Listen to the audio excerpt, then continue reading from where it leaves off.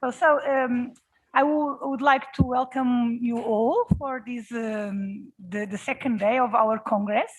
So yesterday we had the more recreative, I can say, day, because we have the opening lecture. And today we are going to start the hard work. So we're going to start our presentations more related with research regarding the mass housing complex.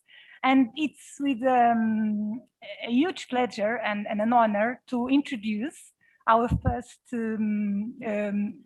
lecture of the day by Professor Dana Vais. I must say that I have the honor to work a few months with Professor Dana in Israel, and it was really an amazing time for us to research and to share our opinions and our work on especially on housing. So the only regret that we have is that it was impossible for Dana to be with us today for bureaucratic reasons. And of course, because of this crisis that we are living today in terms of health situation. But anyway, Dana prepared a very, very interesting presentation. I think you all enjoy it very much.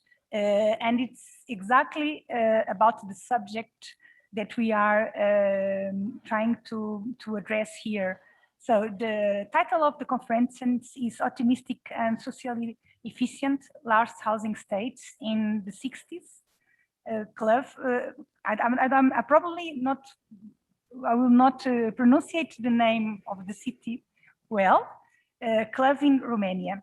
So for a very, very short introduction of Dana Vais, she's of course a professor of architecture in the Faculty of Architecture Urbanism in the Technical University of Cluj-Napoca in Romania, of course. She had her architecture degree and PhD at University of Architecture and Urbanism in Bucharest, Romania also. In her classes, she addressed, of course, the history of architecture of the 20th century and also the issue of housing. Of course, Dana, it's very interested in the socialist period, which was, of course, also a period of building an optimistic suburbia in a very different way from the Western region and Western Europe. But it's most interesting now. It's for us to be able to confront and to debate these two historical periods in Europe who were so different in terms of housing production and had so many developments after. So it's really a pleasure and an honor, as I said before. I really would like that Dana was here with us in person, but we will have her online, and we will hope in the end of the session that we could maybe do some questions and have a small debate. So Dana, welcome. Welcome to our conference. Thank you very much for accepting our invitation. And as I said before, it's with an amount of joy that we receive you here, even online. Okay, so it's up to you now. Good morning. Good morning. I'm really unhappy for not being there with you. And thank you, Anna, for your presentation. And thank you, Anna and Ines, for the invitation.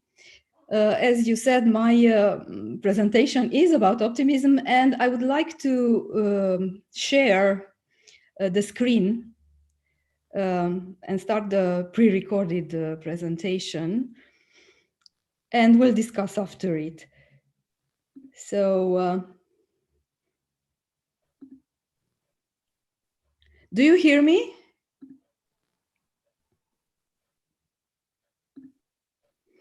Is the sound good?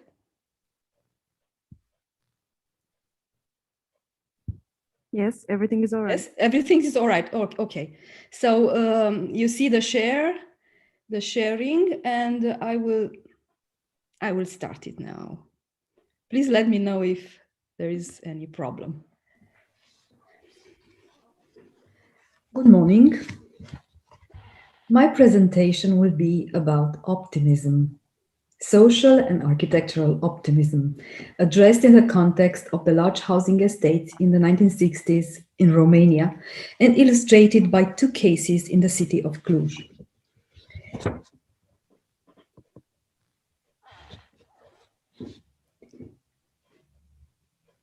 There are three issues I focus on in my presentation.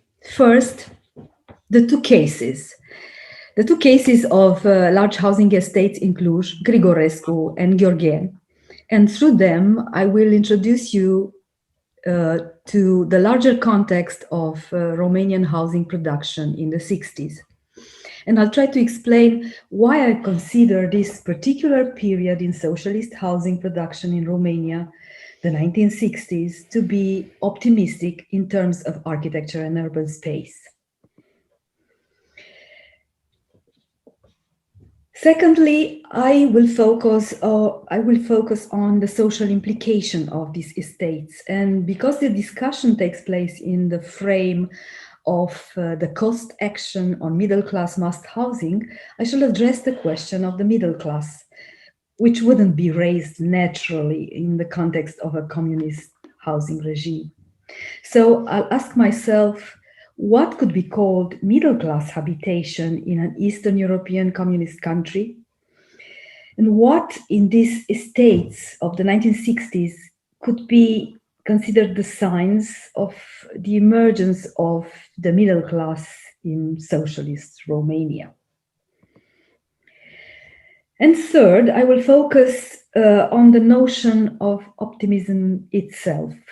How does the concept of optimism highlight the relationship between the radical architectural and urban modernity of the large housing estates on the one hand, and the social progress they go along with on the other? And this goes both ways. How did the spatial environment embody a genuine social optimism, but also how did the spatial environment help constructing social optimism? Relating optimism to this architecture is not difficult at all because architects already did it at the time explicitly. Optimism was perceived and named as such. The question is only whether it was genuine or just another term of wooden language in the communist propaganda discourse. In fact, if we address this optimism in a larger context, we may see it as being part of a genuine feeling of post-war happiness, which was already remarked by researchers in post-war urbanism elsewhere.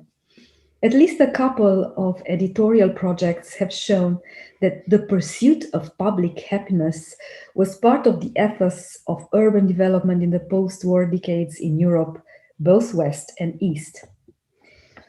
Optimism and happiness are not exactly the same, but optimism is a kind of happiness, one that focuses on the future. Optimism is the belief in the promise of future happiness. This definition of optimism makes it relevant for two other notions that concern us. First, communism, because this is what communism was about, delaying all happiness always to the future. And second, modernism. Modernism is about progress, about looking into a future that is better than the present. So optimism is embedded by default in the modernist city under the communist regime. Besides this official optimism, in Romania, there is also a genuine feeling that concerns particularly the 1960s, when the idea of catching up with the West starts to appear as a possibility. There is a certain resemblance between the first large housing estates in Romania and the post-war large housing that were built in France, for instance, with a delay, sure, but it does not seem that much, 5 to 10 years or so. The East emulates the West. The Cold War is waged in the material aspects of everyday life too. And at this point, The East doesn't know yet that it would lose, that it will fall behind so badly. So for now, at the time being, in the 60s, there is a certain sense of liberalization and progress. This liberalization that occurred in the 1960s is actually the main reason for the genuine optimism I am talking about. On the timeline of the communist regime in Romania, the 60s stand out as the best decade of the communist period. It is better than the decade before the 1950s, which were years of occupation, Stalinization, tough repression, but also better than what followed, the increasingly oppressive, arbitrary, dictatorial Ceausescu regime of the late 1970s and the 1980s. The 1960s were years of hope and relative prosperity. The Red Army left Romania in 1958 and the direct Soviet Union intervention ceased. An internal political thaw developed between 1964 and 1971 and endured until the mid-70s. So when I'm referring to the optimistic 1960s in Romania, I actually speak about a period from 1958 to about 1974. And this is also the period of what we call today the modernist large housing estates, illustrated by the two cases I have chosen, Grigorescu and Gheorghen, which you see here on the map of Cluj, which is a secondary city in Romania. The way large housing estates evolved in Cluj, in which image, words, and setting on the ground are concerned, is representative for Romania in general. We may draw a timeline and follow the change in their architectural language in a simplified manner, yes, but so that we can grasp the bigger picture of this evolution in a glance. So with large approximation, we have socialist realism in the early mid-50s, modernism in the 60s, a sort of brutalist megastructure modern in the 70s, and postmodern in the late 80s. The language of architecture helps making the evolution visible, but in truth, there are no clear-cut periods. There are rather long transition periods and a multiplicity of small changes between these styles or phases. It is also interesting to follow the change of the terms of the words that were used, from kvartals to microrayons to complexes, which reflect conceptual changes and a growth in an increase in scale. The way these estates were put on the ground is also typical and gives a good image of the scale and setting of urban expansion in these 45 years of socialism. These estates are on the margin of the city, but they are not suburbia, really. They are in the city, and by their scope, they are the city. The two housing estates I have chosen are both from the 60s. The first is from the first half of the 60s, the other from the second half of the 60s. Both follow the modernist model of open space urbanism, and they have the same authors. Architects Augustin Presecan, who had a degree in urbanism from Moscow, and Vasile Mitrea, a young graduate from the Institute of Architecture in Bucharest. The Grigorescu district had 3 microrayons planned: East, Central, and West. The first built was the central one, and this is the one I'm referring to in my presentation. The East microrayon was occupied by good family houses, and it was never materialized. And the West complex was built in the second phase, that means after 1974, along with densifications in the central microrayon. So my first case is the very first microrayon built in the city of Cluj. And it was also part of the first wave of large housing estates after the return to modern planning in Romania, to modernist planning. In architect Vasile Mitrea's words, this was a pioneering design, given that he didn't receive much training in urbanism in the School of Architecture at the time. It was a project made by the book, literally taking the definition of the microrayon from the practice manual for architects that was in use at the time, and which was still inspired from Soviet planning.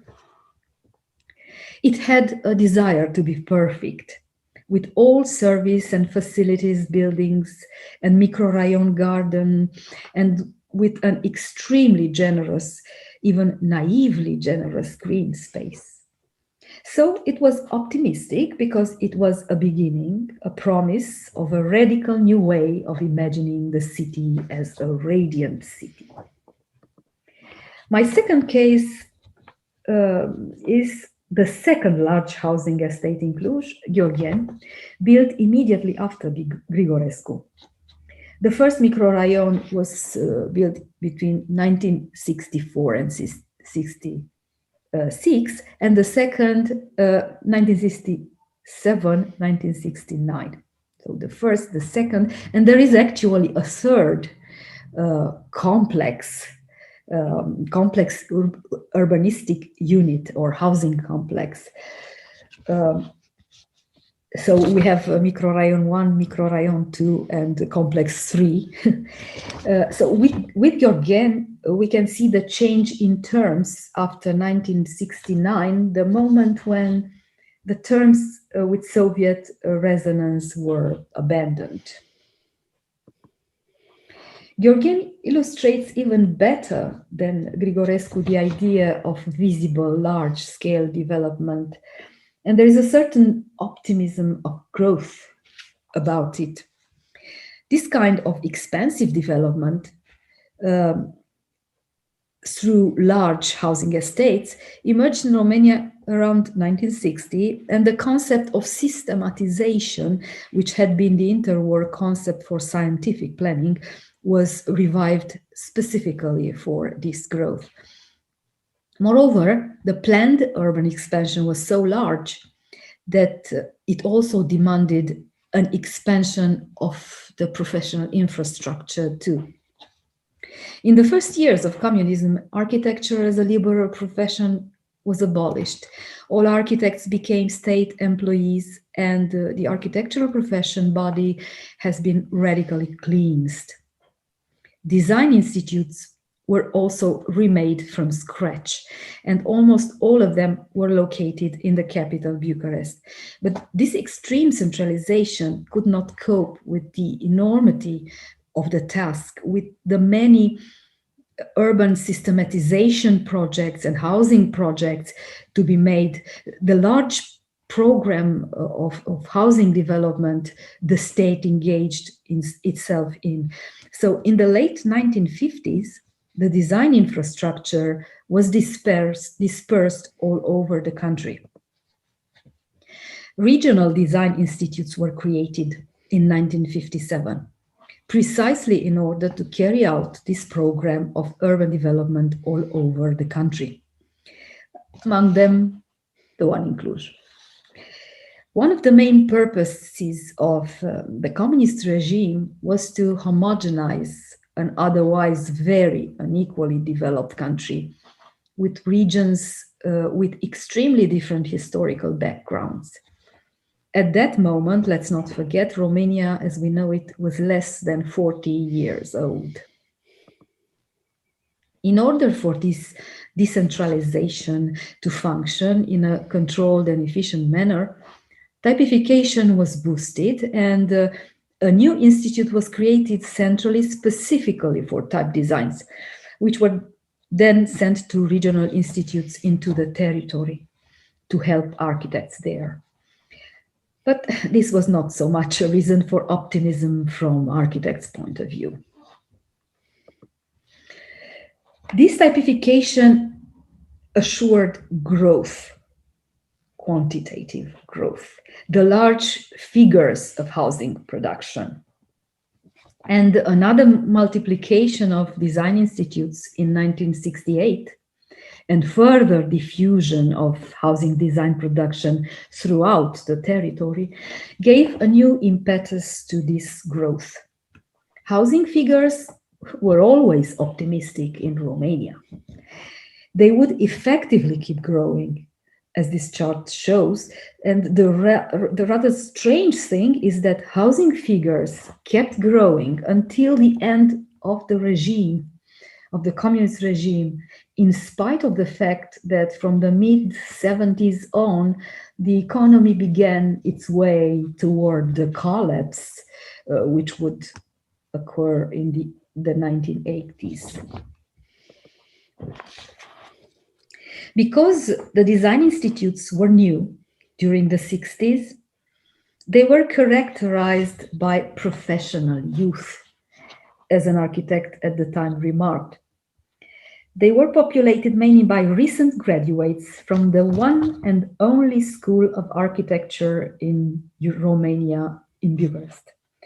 So there was also maybe simply a certain optimism of youth, of the beginning of a new career in a young institution. Professional youth might be also a reason for which modernism was embraced easily as a radical modern city, the radiant city. Grigore Ionescu, who was the leading historian in socialist Romania, saw another explicit connotation of optimism in this modernism: the imaginary associations with leisure and seaside architecture. The very first modernist ensembles were actually those raised in the Black Sea resorts, like Mamaia here, starting from the late 1950s. They became a model, and this connotation explicitly cultivated by the housing estates design. In Grigorescu, for instance, apart from the large green space, a lake was created by a dam on the river Somes in order to give a sense of seaside architecture. Images of these housing estates circulated as postcards, as if they were tourism hotspots. They were considered as representative for the city's modern identity. And they were also images of propaganda showing the achievements of the communist regime. To be sure, this modernism was politically sanctioned.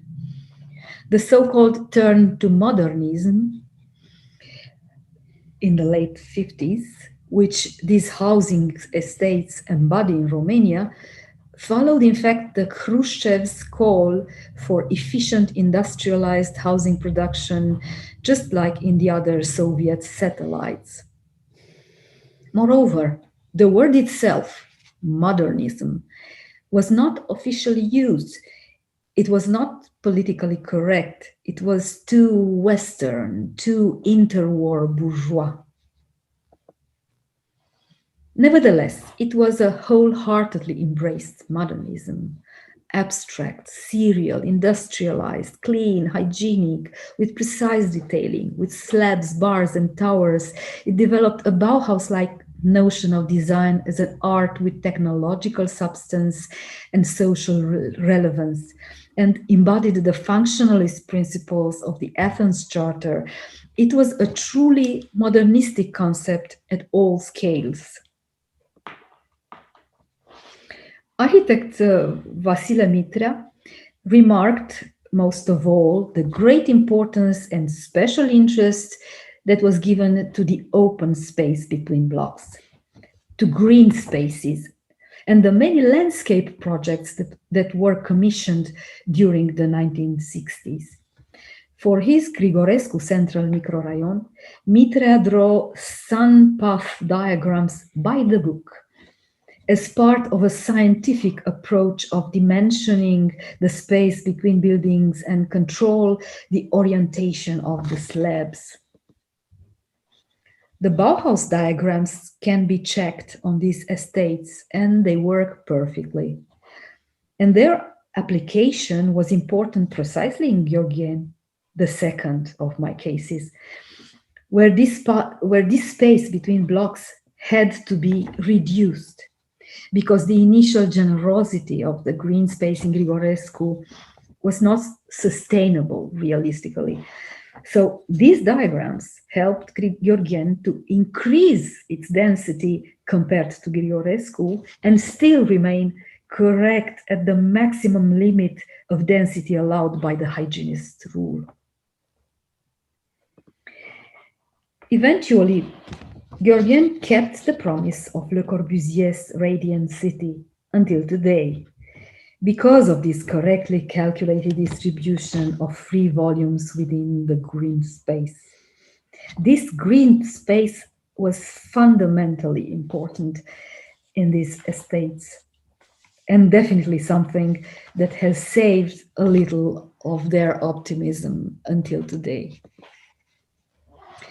There is a major difference between my two estates, which involves this green estate, this green space precisely, and which comes from the different circumstances of their locations.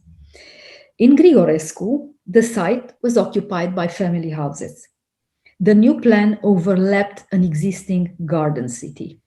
Because of the housing crisis, demolitions had to be kept to the minimum. Replacing existing houses by green spaces in order to keep the theoretical perfection of the microrayon was not an option. Therefore, demolitions were made strictly in order to make place for the new blocks of flats. The completion of the green space was postponed sine die, and the city kept both layers, patches of the garden city instead of some of the green space. And so the garden city was weaved together with the radiant city.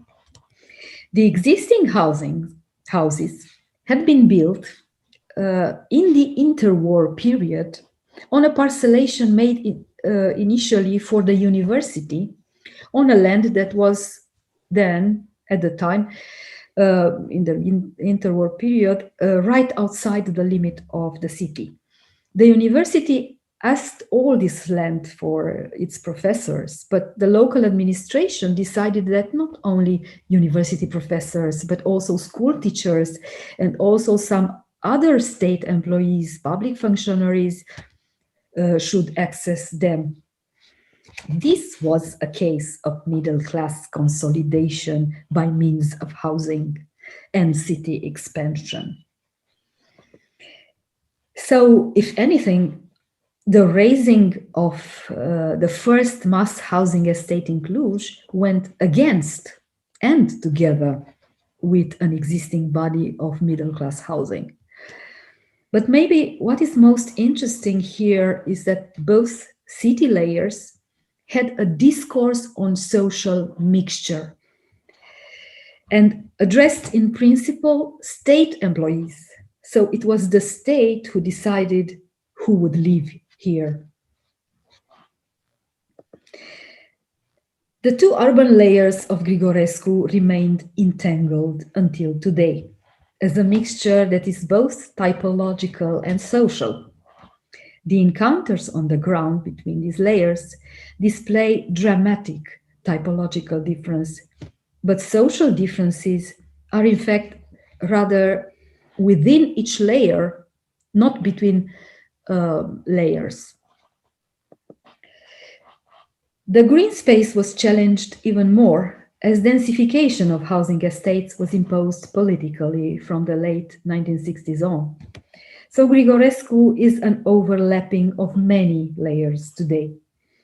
The initial over-generous green space was never achieved in its entirety, but it neither disappeared in its entirety. After all these layers consumed it little by little. There are all kinds of encounters on the ground, places where layers collide, like the three layers here. surreal vicinities, neighbors from different times, from different worlds, really. Encounters for which the green space is the mediator. Gheorgheni, on the other hand, was built on empty land and remained pure, unaltered in time. It also remained at the limit of the city, which it defined clearly and over which no further expansion overflowed. That became a characteristic of the socialist city in general, the fact that these large housing estates draw a definite, clear city limit. And at least in Romania, the city did not expand in a diffuse suburbia into the territory. Expansive growth on empty land was contained after 1968, and city perimeters were strictly protected. One reason was the saving of agricultural land, which was productive, while housing was an unproductive investment. The second reason was the cost, not the cost of land itself, because the land had no money value in the sense that it didn't add costs to the cost of the housing project. Land was absolutely free, but the cost of infrastructure was very high. Urbanizing the land was expensive. Even the costs of maintaining the green space proved to be unexpectedly expensive in time. So the green space was reduced either by the densification of the existing estates, like in Grigorescu, or by planning denser estates, like here, the third phase in Gheorgheni. This marked the end of optimism related to the green, radiant city. Another potential, and one might say classical source of optimism related to modernism was technological optimism. Introducing industrialized methods of construction, especially prefabrication, was a central issue in professional discourse in Romania at the time, but prefabrication could hardly be called a success during the 1960s Romania. Architects from Cluj were taken to visit large panel production units elsewhere in the country, where they were shown rather primitive technologies, while traditional techniques were still used on their construction sites. Large panels would overcome brick in housing constructions only after the mid-1970s in Romania. Nevertheless, if technological reality did not provide reasons for optimism, the optimistic gaze on technology could be fictionalized. The construction site was all but mythicized. It was an object of art study. It was, in spite of all evidence, full of promise and expectations. Design institutes, began thoroughly documenting the construction sites of housing estates, and professional photographers were employed for this. They documented the hard labor of construction workers. Even the backwardness of the techniques seemed to be a fascinating subject. Also, the cranes, which seemed to be everywhere, operating on all buildings at the same time. The scope of the construction site, the fact that all the estate, a microrayon that was a city in itself, was being built all at once. The speed and scale of construction.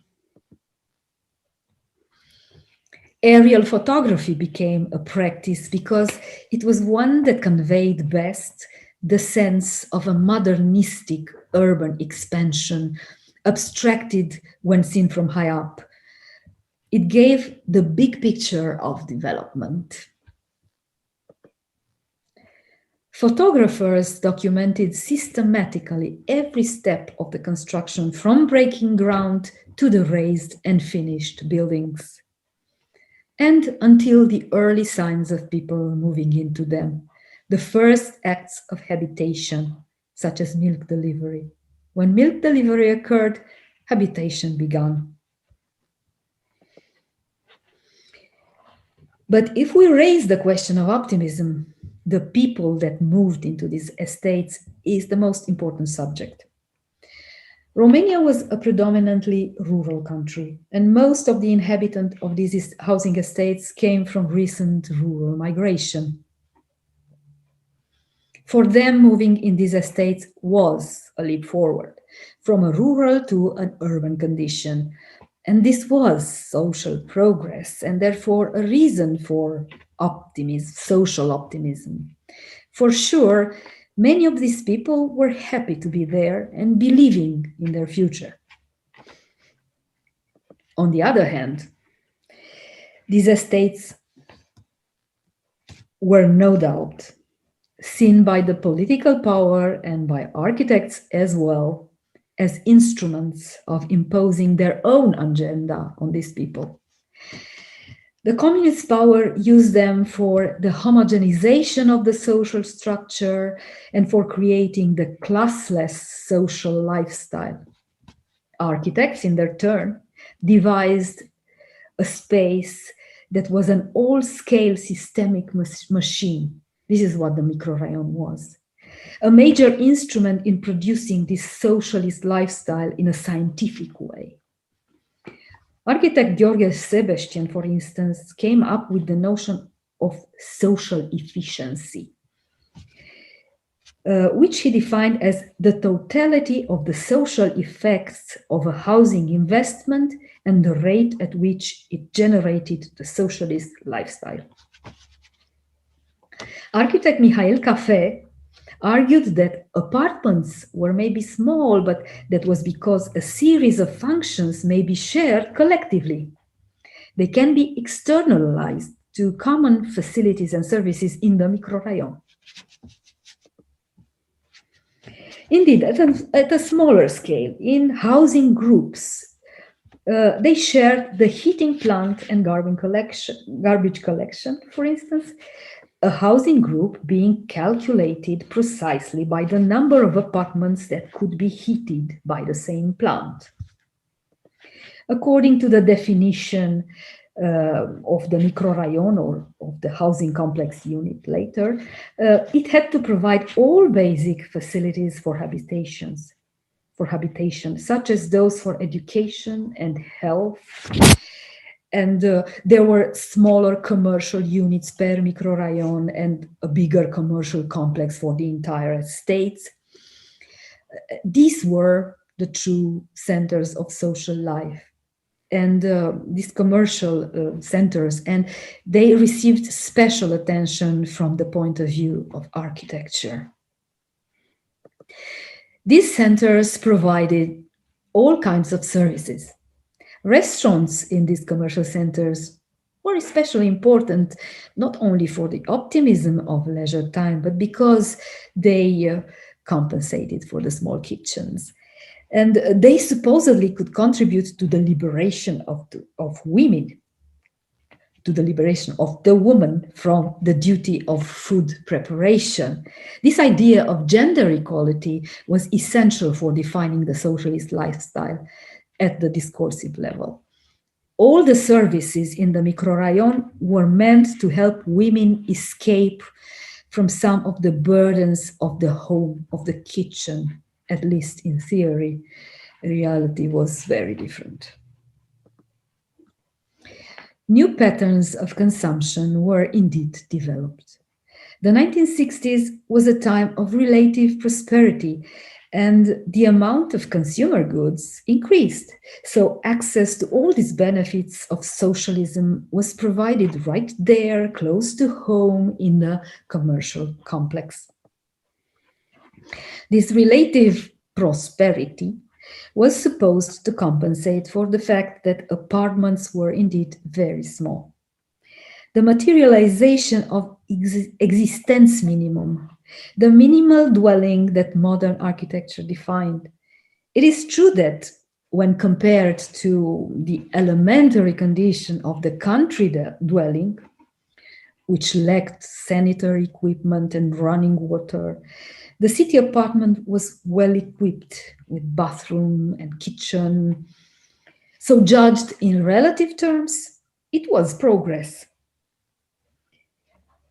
Were people happy with these apartments? Sociological studies show that no, not really. Architects suggested then that people didn't know how to inhabit them, that they should be taught the science of inhabiting. They should be educated to inhabit correctly. The discipline of housing sociology emerged at this time. Sociologists were employed by the Type Design Institute and tried to provide architects with well-defined social types so that architects in their turn could design several distinct apartment types.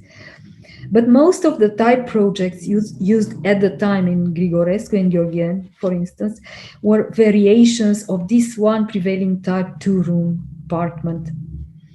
Architects used time plans, the so-called directive type projects, which allowed only small modifications from the type. Inspired by sociologists' methods, architect Mihail Café was one of the most important names in the field of housing typification, of type plans. He came up with the notion of statistic variety. Because architects cannot work with the infinite variety of family types, he said, architects should address variety in a statistic sense. Still, there were not many variations available in the early 60s.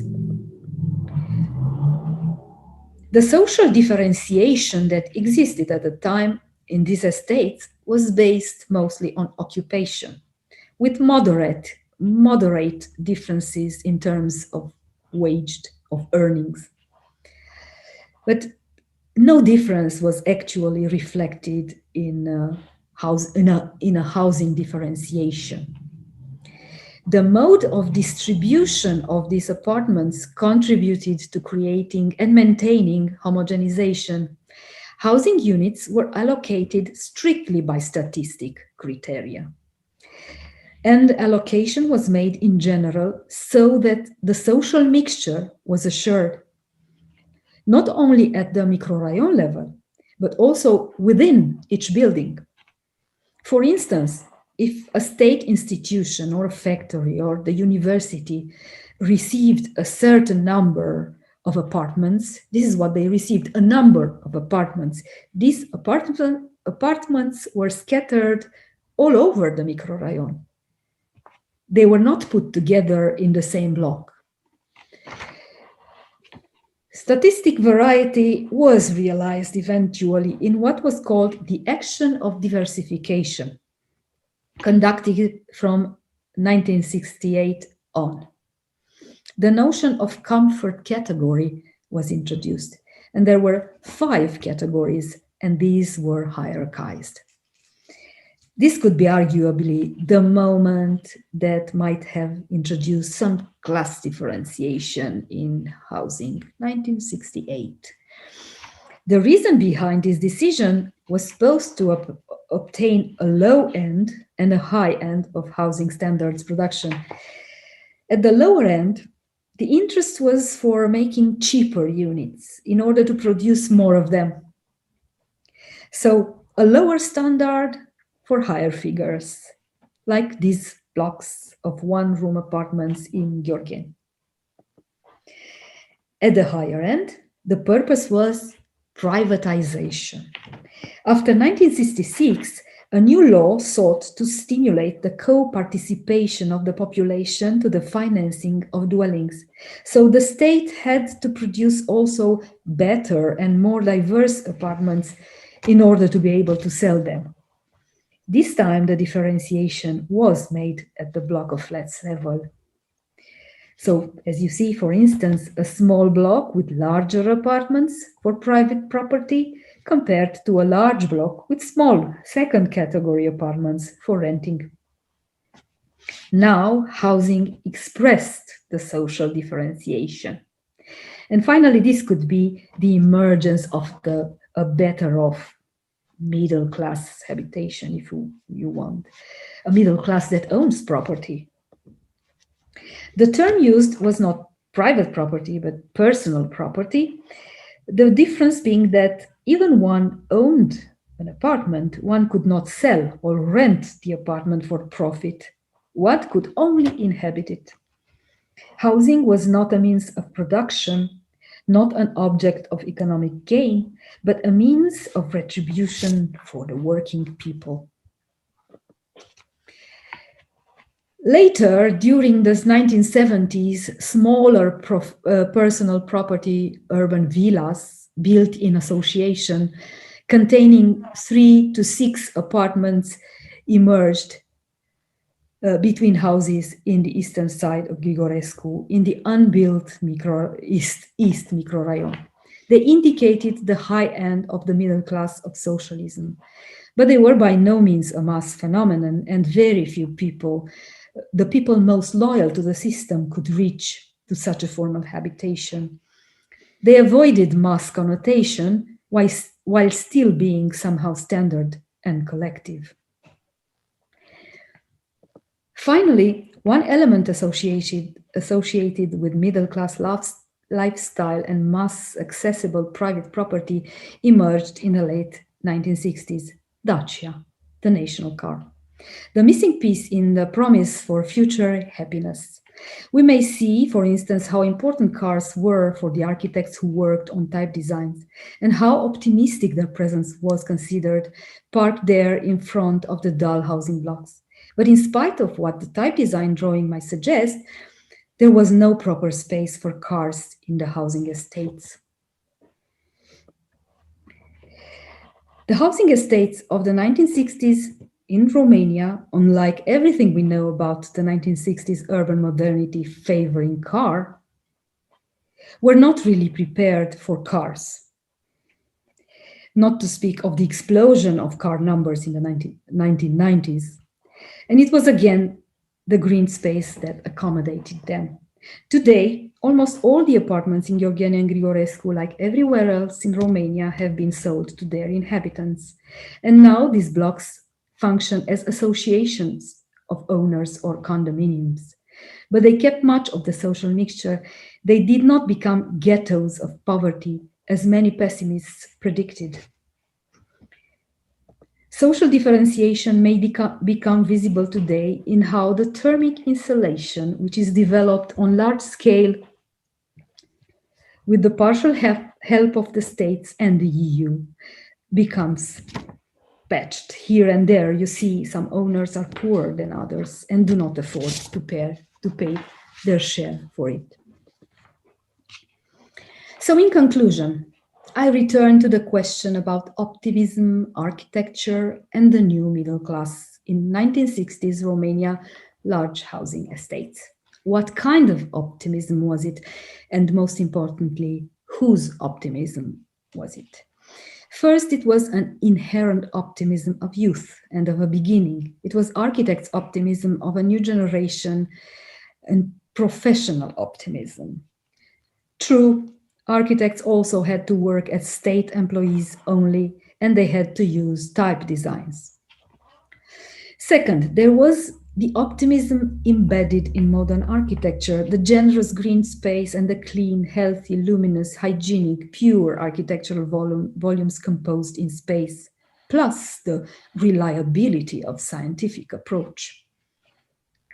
It's true, though, that construction techniques were not as progressive as modernism in principle required, and green space was often sacrificed for efficiency. And finally, there is the optimism of the inhabitants, the optimism of social progress. And for many inhabitants, these socialist housing estates did provide a certain sense of upward social mobility. And with later privatization and differentiation, some people could hope for better housing. And we may today consider this housing as a middle class in analogy with the liberal side of Europe. The downside here is that social optimism was not the aim, but the means towards other political ends of the state. The state was the generator of class difference, just as it had been the maker of equality. This optimism is a construction, almost a fiction, the construction of the belief in the happy future that the socialist state promised to deliver. Thank you. Thank you.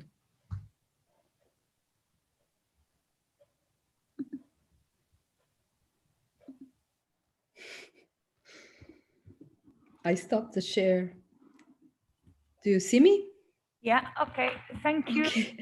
Thank you very much, Dana, for the presentation. Was exactly what we expected to be in terms of theoretical approach, but also in terms of the way you approach the subject of optimism that we started 10 years ago. I was comment with Inês. Now we started this with 10 years ago, and you really put the finger in the right direction. So thank you very much for that. And now we don't have too much time, but I really would like to ask the public if you want to, if anyone wants to make a question or a comment to the conference that Dana gave us with well, with so many. I think there are lots of subjects that we can highlight from here, also related with the specificities of each country, and in terms of also the historical moment that Europe lived in that particular period. So who wants to start? Okay, so Els, please come here. I'm so sorry. Today we'll do it in a different. Yes, no, there. Ah, sorry. Yeah. And okay, so you. Yes, thank you for the presentation. It was very interesting. I may leave. Okay. It was very interesting to see how many similarities there are with the architecture of the West. And at the same time, I'm of course very curious to know how was the architecture in Romania similar to the one in the Soviet Union or in the neighboring countries? How was the relation with them? Was that more even more similar, or was there a freedom of the optimistic youth to go to a certain extent their own paths? And yes, so okay. Yes. Thank you. Yes, thank you. Yes, I know. So my presentation was a case study. It was very focused on Romania, and moreover, not on the Bucharest examples, which are, let's say, which have given the line of development in Romania. So it's a marginal example, and it seems a very particular situation. But as you have remarked, it is a story that is well known. I mean, even when I was listening myself, and I must say that I was scared how slow I was. I mean, I'm not that slow in usual presentation. Anyway, yes, it's a story well known, and it's the story of all the Soviet bloc. And as I've said, planning was done by the book, and there were manuals that circulated, and manuals, practice manuals, which gave the same definition of what a microrayon is in Russia, in Romania, or elsewhere. So there is a very, very, the development estates, it's very similar in socialist countries. But there are also differences because for instance, in technological terms, Czechoslovakia was much more developed than Romania. Czechoslovakia had only had an experience of housing estates from the interwar, this kind of housing estates. There are also differences, but on the whole, I would say, from what I know, that in spite of all this liberalization I was talking about, Romania is one of the most similar as evolution with what happened in the Soviet Union, outside, of course, outside the Soviet Union, I mean. So it is a large similarity. On the other hand, the Soviet estates themselves were inspired from what was happening in France. And the technology of large panel that was developed now during the 60s, but which will prevail only in the 70s, was inspired from the large panel technology in France. So there are explanations even with this. Explanations for the similarities with France that pass through the Soviet Union, I mean, you know. So yes, there are many similarities. We have another question. Hello, Dana. I wanted to thank you for. Oh, yeah, Michael. There's a lot of similarity with France. I wanted to know about Max Lupan. Max Lupan, yes, a sociologist, yes.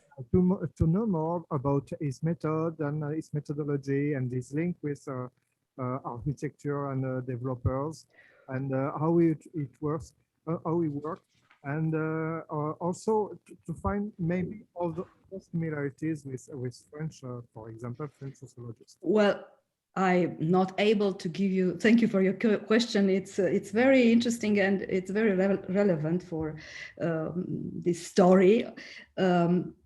I cannot give you detail of the sociological method, but I can say that Max Lupan was the kind of sociologist that worked with architects and explained sociology to architects. He published extensively in the architectural review, Architectura, explaining how sociology could help architects.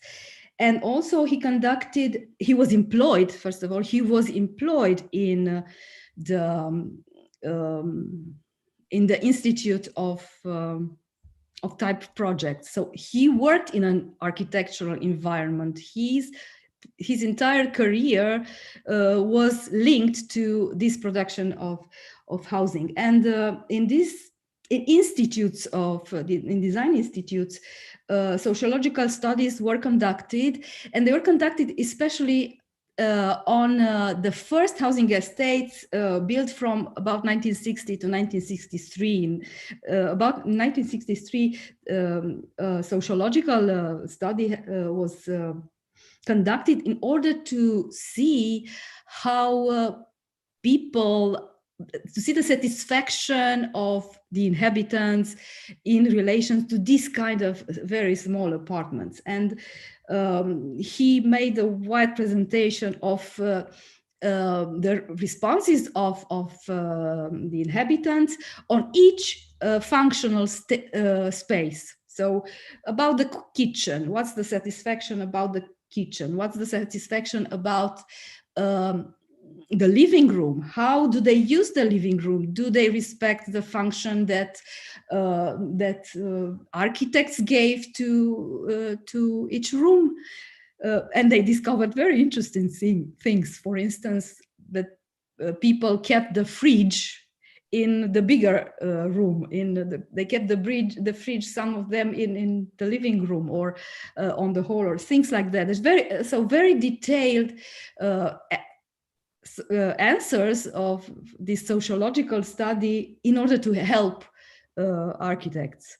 So this is what I can answer you, but it's a subject that it's very relevant for this period. Do they have an action of hierarchization of the social housing also? The hierarchization? Yes. Do they have? Not until. This have as an influence on the hierarchization of the buildings. You spoke about not until. Yeah. So the first hierarchization in categories. So category 1, 2, 3, and at the both end the improved category and the very low one. This hierarchization is only later. So it was introduced in 1968. Well, I didn't address specifically the period after. So this hierarchization is very relevant, but mostly for what happened in the 70s. And actually these estates from the 60s were an experiment on which they did their research in order to prepare the ground for what happened later. And later, it's true that apartments improved and they were differentiated, but not this my case study from today. Thank you. Thank you, Ankol. Thank you. Then I think maybe João, do you want to do it like no to me? Okay, so it's any Ines, please.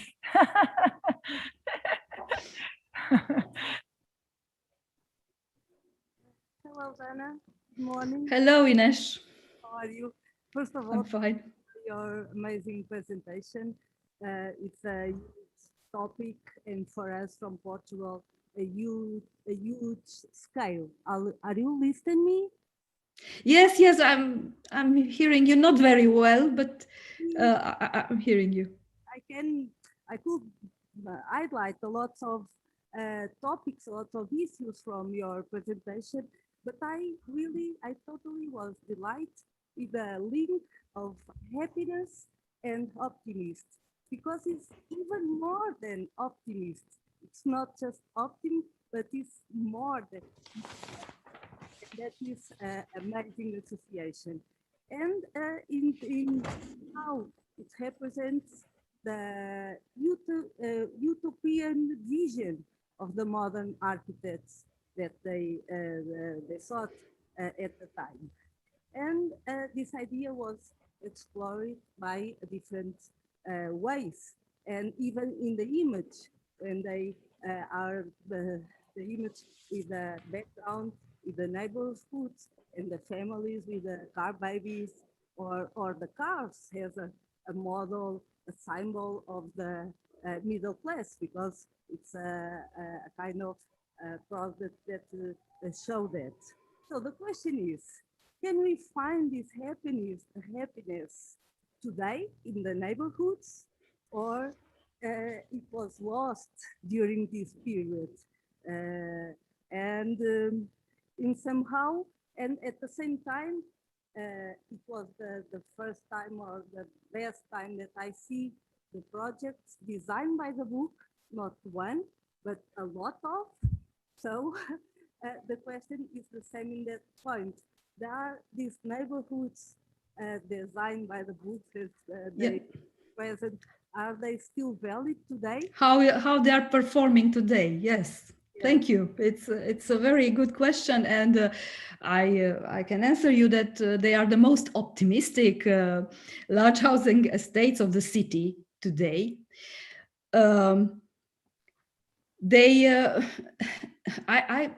I would try to ask myself why. And from my point of view, it's first of all the urban space, the green space, which remained, especially in Georgian, remained very, very optimistic. And it's, as you've seen in the picture, it's radiant until today.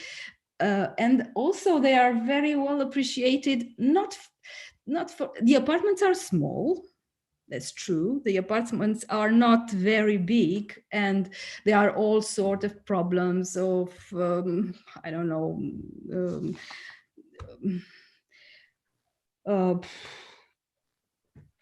but what is appreciated is, from the technical point of view, the fact that they are brick, that they were backward at the time. And today they are more appreciated for the fact that they are brick buildings and not large panels, which are less good from the thermic point of view. And one thing that should be mentioned for what happens today is the one with which I ended the presentation. It's the thermic insulation, which is done today on large scale with EU funds, and which is very controversial in terms of architecture, which of course has to be done because it's at the time there were no standards in thermic insulation as we require today. But in terms of architecture, this operation modifies their initial expression. So yes, they are fine. I can also give you an answer, which is, well, the answer that on the real estate market, they do the best. I mean, they are the best in the cities. They are better and better sold than the later estates from the 70s and from the 80s. And I would dare say even from the real estate that is produced today and which is not very good quality, a large part of it. So yes, they're doing well. So we have just a last question from Roberto, because we really have to move on, but it's quite interesting. We will, as we can see, and everybody wants to make a comment or put a question. So Roberto, please. Okay. Hello, Dana. Roberto Goico, Hello. University of Alcalá in Spain.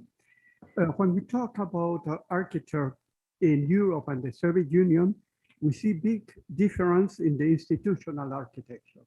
When we talk about mass housing or social housing, it's most the same. Some of the projects that you showed could be constructed in Madrid the same way. Do you think it's some kind of difference in the political architecture or some style different between Europe and Soviet Union the year after the Second World War?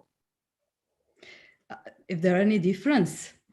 Well, I suppose that the apartments in Western Europe were better, but I think that the similarity is easier to explain, and it doesn't lay with the Eastern side. I think it lays with the Western side. I mean, the Western welfare state is very similar with what was happening on the Eastern side. So this is the explanation.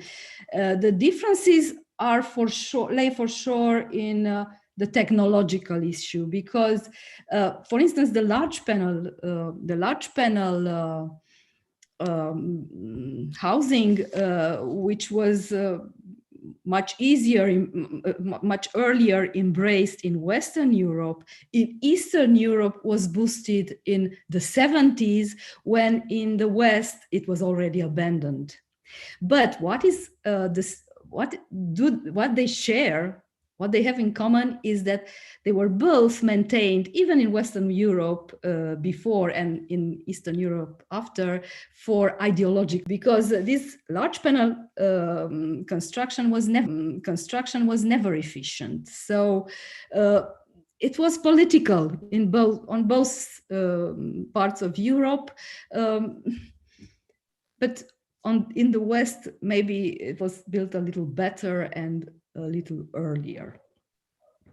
I'm not sure if I answered your question, but I want to say, because this was on the last question, I want to say that I loved the term optimism, and I thank you for it. And I think it's exactly the kind of term we need if we want to build and to write a history of this kind, which is integrative and which presents its states in all their sides. And well, thank you.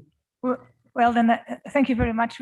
We agree with you. I think, well, the term optimism, I think it's defined in a way, define this kind of verbs in these neighborhoods, even it's more compact or less dense or whatever. And we were very happy to realize that you agree with us, and in a way that the cases that you study in Romania, it's are so similar, as Roberto said, in terms of architectural configuration and also in terms of functional aspects of the apartment, but it serves a different paths and a different social agenda, as you explained very well. So thank you once more for being with us and for accepting our invitation. It was a very, very good moment, a very happy moment, a very optimistic moment in this morning with your presentation. And I hope at the next time we'll be able to be with us and sharing a coffee break that we are going to open now, and for the debate usually continues during the coffee break. Unfortunately, we would not be here for sharing that moment with us, but next time I'm sure we'll be able to be together. So thank you once more. Thank you all for your patience.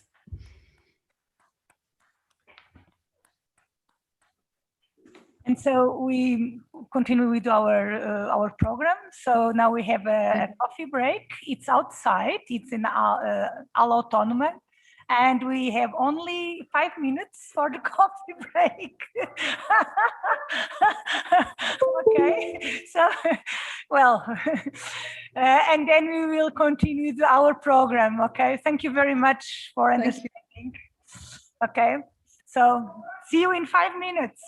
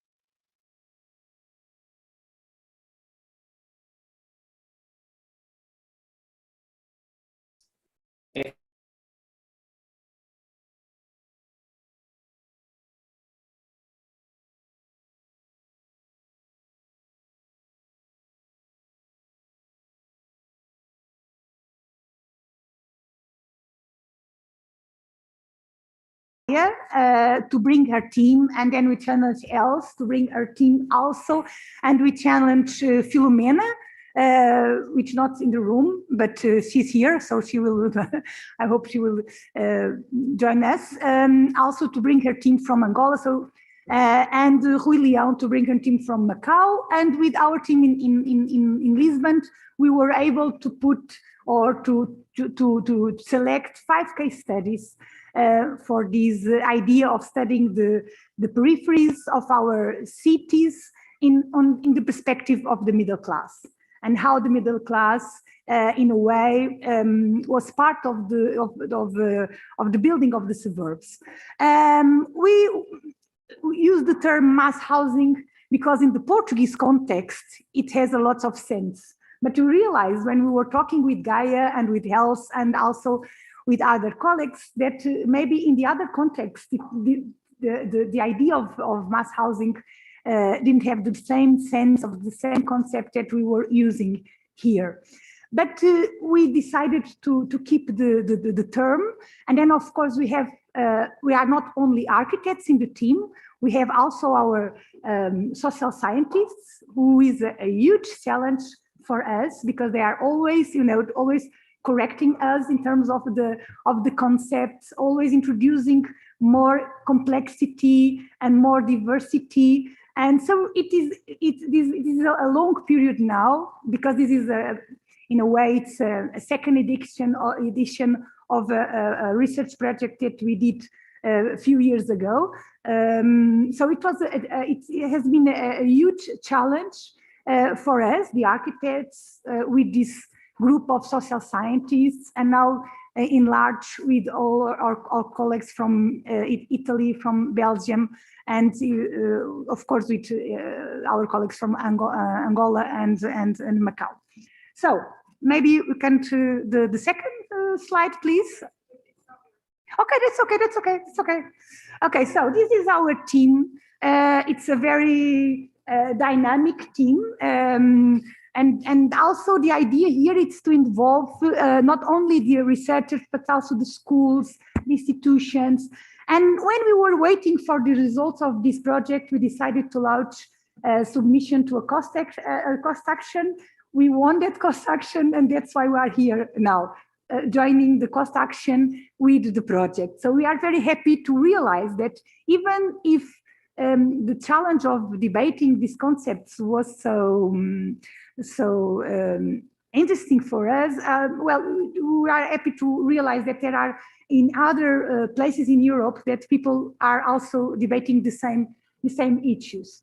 So we decided to put it divided by countries for being a little more easier, and then we can change the slide.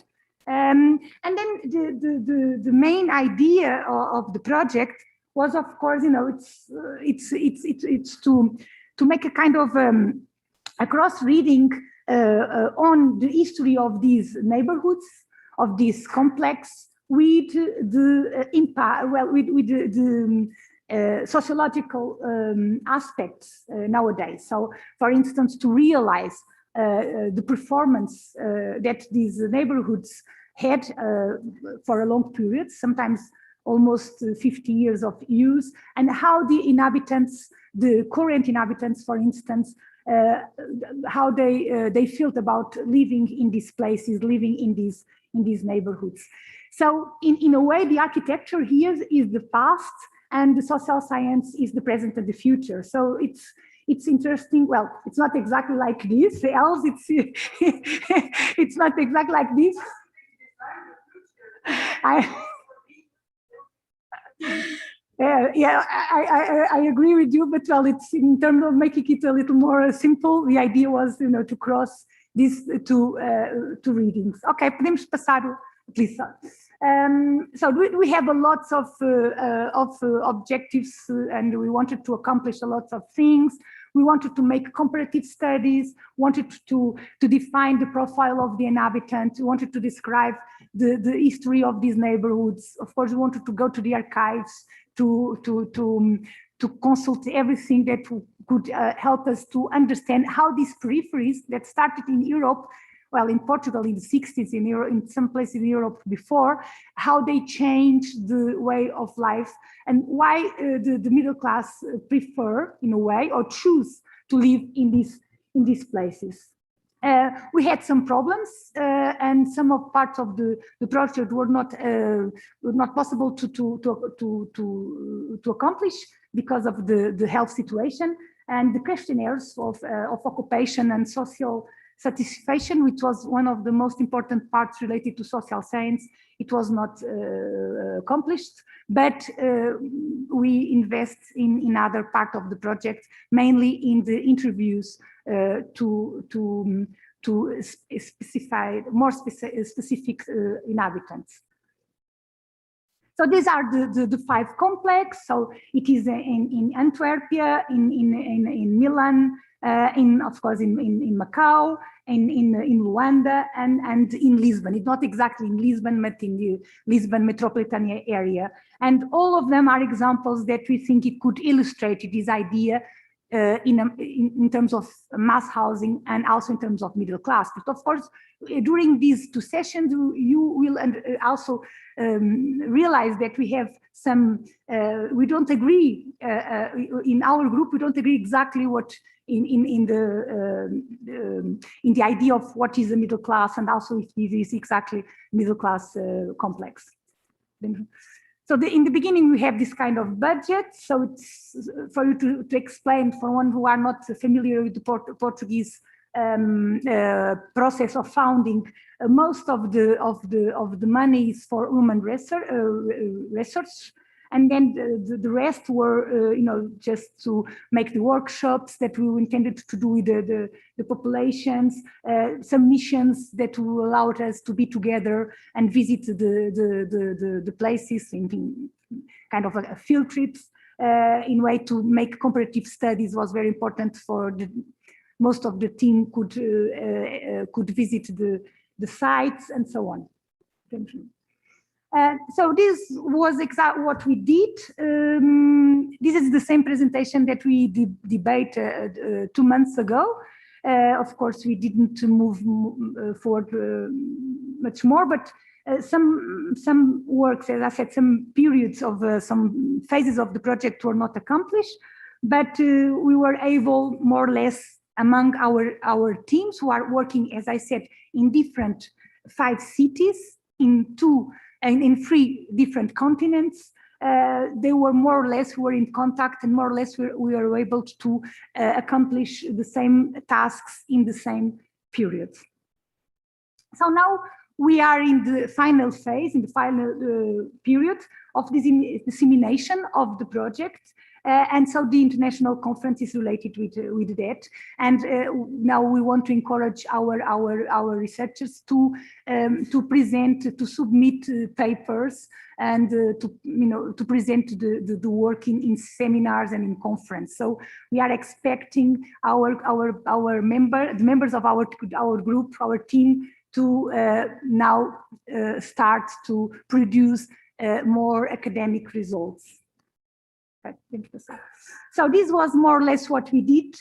So the missions, the archives, then we have this COVID momentum, which is quite important nowadays. It will mark the history of our lives. And now here we are in the optimistic suburbia 2. In that blue point, and we will just show some images of what we have done before. Some of the missions, I think it's the next slide. Some missions that we did in Macau, Alto da Barra. Some of the was before even the beginning of the starting of the project. Here it's in Milan, a visit that I did with Nicole, and also a visit that we did to Angola with Filomena Espírito Santo. We hope more, and then we tried to encourage the students the graduated students and the master students in the project. So we introduced the themes of the project and the idea of middle-class mass housing in the classroom. And this was the subject was history of interiors. And they are architecture, they are graduating students from the Faculty of Architecture at the University of Lisbon. And there were seminar lectures, different lectures. And then the students produced an exhibition with their works, with case studies that they choose in Lisbon, also in Italy and in Africa. And then we repeat more recently this experience, but online. And then we were able to invite Els and Gaia to join us because it was more easier. We didn't have to pay the trips, but but it was more easy. So the students produce a different kind of work. They produce the movies that we are going to show in the break. There we have a session dedicated to movies, so we can attend if you want to watch the movies that the students produced in terms of understanding what is a bedroom, what is a sitting room, what is a kitchen or a toilet, for instance, and then we put it together to show what we call it the ideal home. And then, of course, we were connected and we participate in the events of Cost Action, like the last one, which was also a virtual one, with presentations, with also the movies of the students and different experiences, not only in the Portuguese team, but the other teams had doctoral theses and programs and so on. And now we are here at this session. And in the future, we are preparing an exhibition. This was a kind of an invitation that were made by Rui Leão, which is part of the team, a challenge that Rui Leão did to us in order to prepare an exhibition for the Union of Architects, International Union of Architects, which now it's in Rio this year. And so he asked us if we were prepared to make an exhibition on housing, of course, with the countries who have the Portuguese as one of their official language. And so we decided that we could produce a short movie, 30 minutes. The people who are involved, more directly involved with this, it's me, Inês, and Jorge Figueira, which is not a member of the team, but she was the first one to be invited. So, and then he asked us. And so I would just for you to show you, so the countries involved are Portugal, Brazil, Cape Verde, Mozambique, São Tomé e Príncipe, Guiné-Bissau, Goa, and Macau. It was a call that we launched. Unfortunately, Angolan architects didn't respond to that call, but the others did. So we selected the works related with housing, contemporary works, and we're going to show the results of Guinea-Bissau only just for a brief moment. So can we just show it, please? So, and then we are going to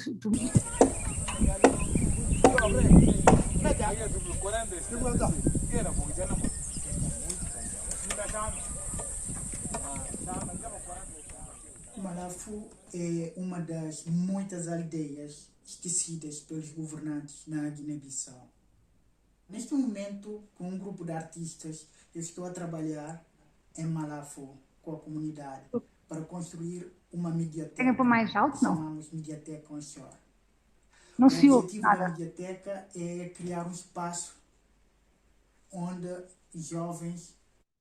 So, but the idea here, it's we ask the architects the architects first we launch a call, then the architects send them the projects, we selected the projects, and then we ask them to answer some questions that we we send them before, and to record it themselves talking to the camera and with some images of the buildings. And the idea was to show the difference of the variations in these countries related to contemporary production of housing to middle class. And of course, the idea was also to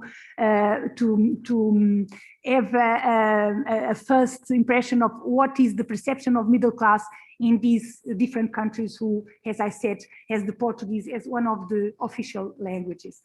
The film is on, it's being edited now. We expect it to have the final edition in a few days, in 7th of July. I think it's the final date, and then it will be available, I hope, and we will send you for you we will share you with you. But we are really very happy with the results. So we'll have 10 different short movies of 3 minutes to launch in the YouTube channel, and we have a more short, a 30 minutes version with all the case studies. So this is Geraldo Pina, it's the architect from Guinea-Bissau, talking about the process of building this house, which is a house and a mediateca, also a very in a traditional way, using traditional techniques. So, and then we have the Brazilian architects talking about a very different, in a very different perspective.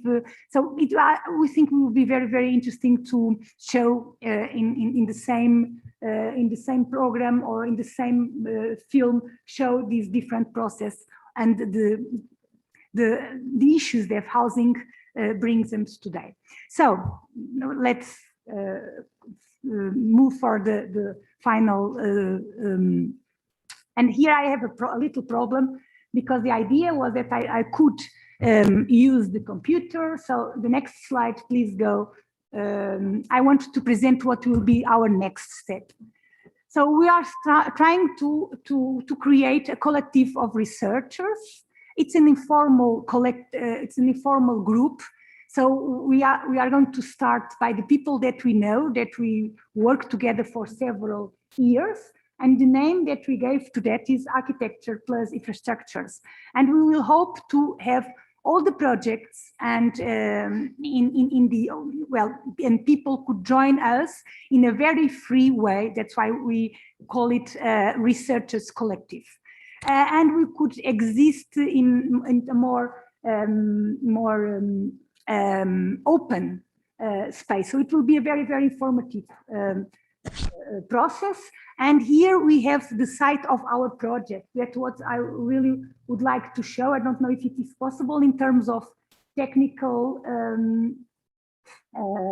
but can we put the project? Or so the idea here is to have, as I said, a team, and then the team is composed by different researchers. Each researchers bring their own research to the group and can introduce the research. And some of these projects are collective projects, like the one that motivate our present conference. And so here, for instance, we have the team. Can we show the team, for instance? So we have the people who are involved in the team. This is, we are building this site. It's not yet built, but if, for instance, you put if you put the one in one of the names, if you call it, it will bring, for instance, the curriculum of that person, of what that person is doing. So, and the idea here is to make a network of individuals. Not the cost network, it's a network of countries. We want more. We want to know that people that want to work with us or want to have some interaction, a project, or only or a paper, something that we know that we could do together, to join us and to be here and to show their own research in this site. and to be very free to make associations with other members, to bring other members to this site. So the idea it's really to have a group of individuals who research on architecture and who can find a space to share their projects. So we are building, for instance, we have I don't know why we cannot navigate and this, but the idea is to have several fields. So we have the research projects, postdoctoral research, the doctoral thesis. We have the people. The first group. Can we put maybe the people here? We'll open probably my face again. It's not the idea, but and also, but well, the idea it's not only my face here, but the idea is to have. Well, I just force my former students to be in the team, and then if you go for each. We cannot show the other. We cannot put it in a more small scale, for instance. No, it's not possible. But okay, I think you more or less realize what the idea of this group, this research collective, as we call it. We are, as I said, we are building it.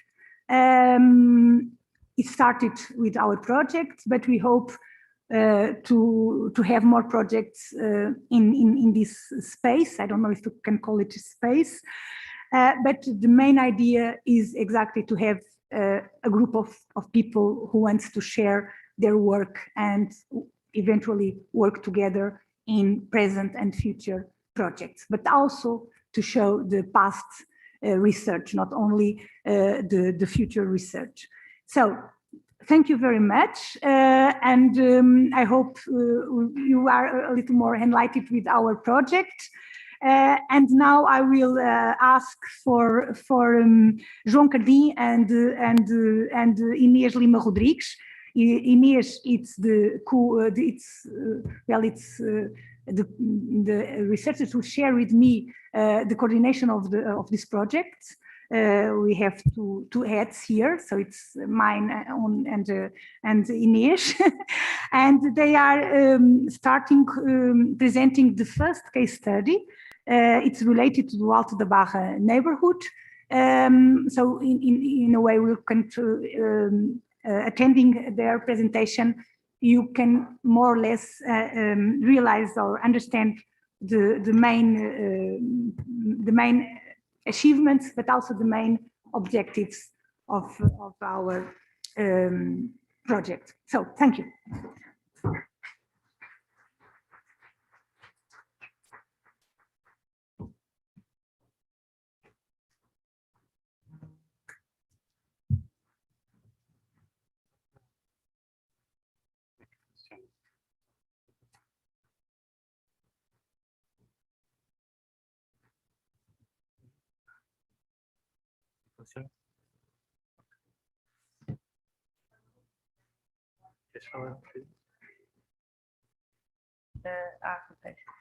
Hello, good morning again for all.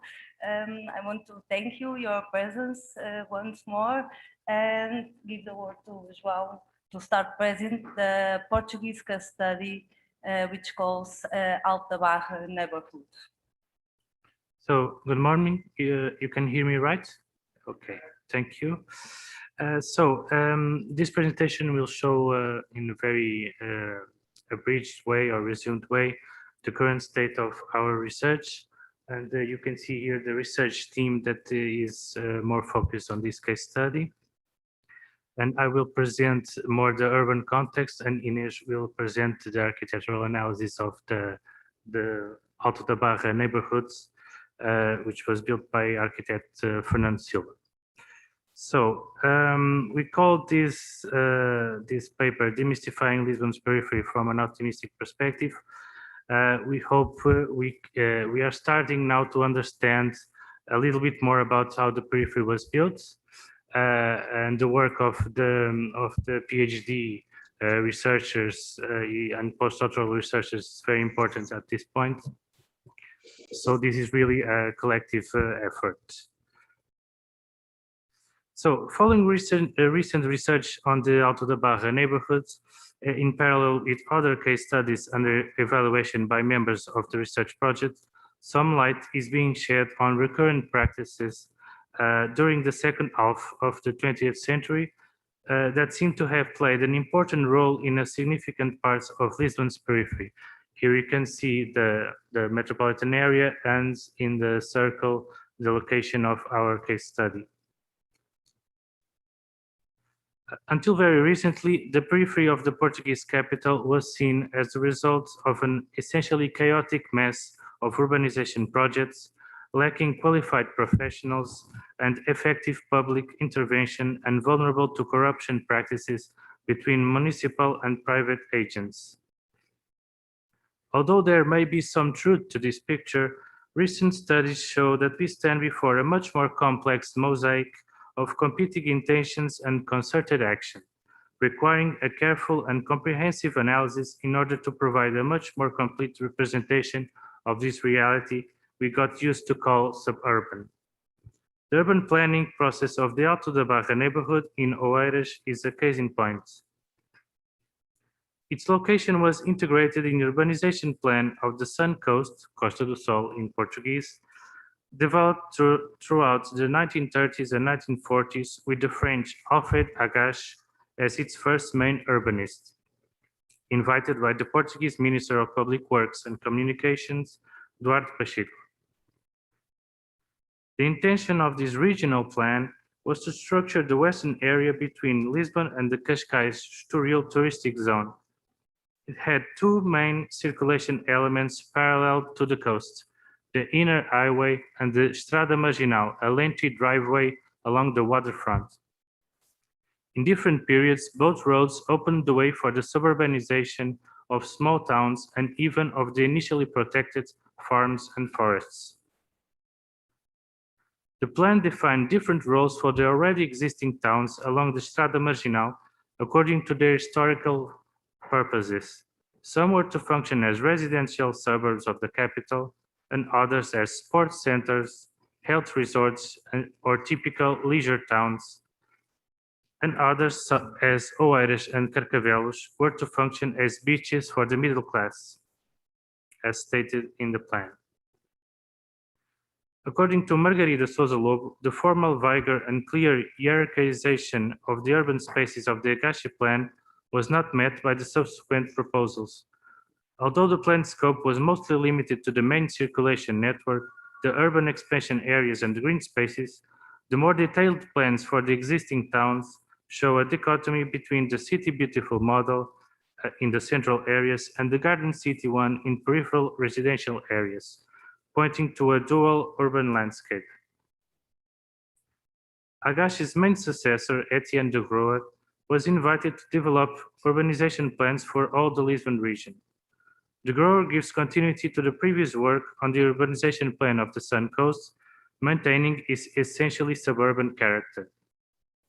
Although both urbanists understood and admired the theories of Ebenezer Howard, the towns along the Estrada Marginal and the parallel railway are treated as little more than suburban settlements with a low density, totally dependent upon Lisbon for work access and most activities, denying the original Howardian concept of the garden city and more akin to its French reinterpretation as the garden suburb. A further depth of social zoning and of the single-family housing sprawl, de Groot deepens these principles in the detailing plans for the existing towns. He also increases the non-buildable areas in order to contain the urban expansions that were being built in the meantime. Although the plan, as Agache also envisioned, allowed in particular situations for multifamily housing blocks with a maximum of 3 floors, including the ground floor, de Groot elected the single-family house model detached or semi-detached for every social class. As this social separation was based on lot size, density, and land value, the areas for the upper classes were located closer to the seafront, while the working classes were placed in less desirable areas or next to industrial complexes. All these situations changed significantly in the aftermath of the Second World War, when a certain progressive spirit and industrialization fervor took command. Continuous demographic growth in and around the capital meant that the ever-present housing shortage, that was true for most social classes, was too severe to be ignored and could not be solved by garden suburbs based on single-family houses. New legislation called for the participation of all agents, public and private, in the response to the housing crisis. Centrally designed public institutions were formed, and one of them, the affordable housing sector of the Federation of Welfare Funds, had the mission to apply the corporatist social security money into housing for a wide middle class, in cooperation with the municipalities, private companies, and what we today call the third sector. This institution was responsible for the first affordable rent housing neighborhood in the Casal da Medrosa, the area where the Alto da Barra neighborhood is located. Built in 1958, it comprises 10 blocks of 4 or 5 floors each, with a total of 184 dwellings, as well as some shops. In the early 60s, the private sector took the lead in housing provision in these and other areas. Among other factors, the economic effort of the colonial war contributed to this change, but the role of the public sector was clearly not passive.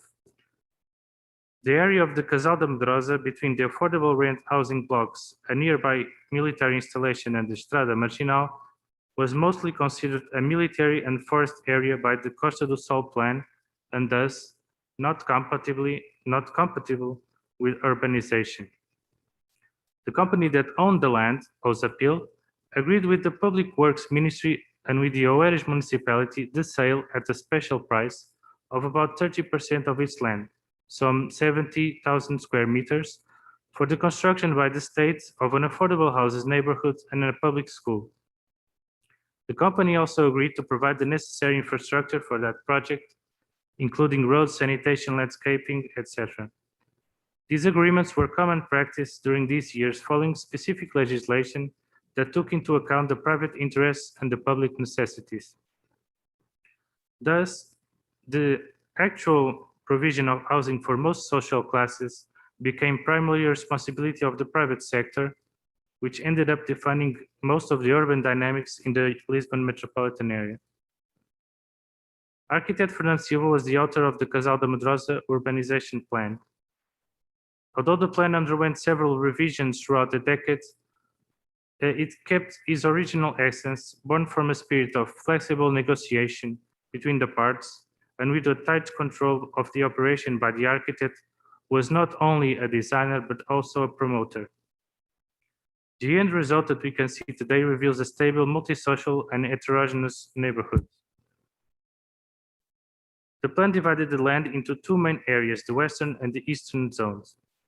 Between these zones and adjacent to the already existing affordable neighborhoods, the public project of the Bairro Econômico was built, comprising 100 semi-detached single-family houses and 255 units in 5-story blocks in a home ownership program destined, at least in parts, to large families with 5 children or more. A small part of the plan near the coastal road and destined for a large public park in the grower plan in the 40s was allotted by Osapil after the 1959 revision of the plan, making way for a total of 24 single-family houses for the upper classes. The western area of the plan, after some revisions, was occupied by 3 5-story blocks, housing 240 units. Although this ensemble, named Hotel de São Julião for commercial purposes, was to be bought by the middle class, it was nicknamed Swedish social housing by the locals. This was a reference to the Swedish expertise that was brought into the project by Mercator.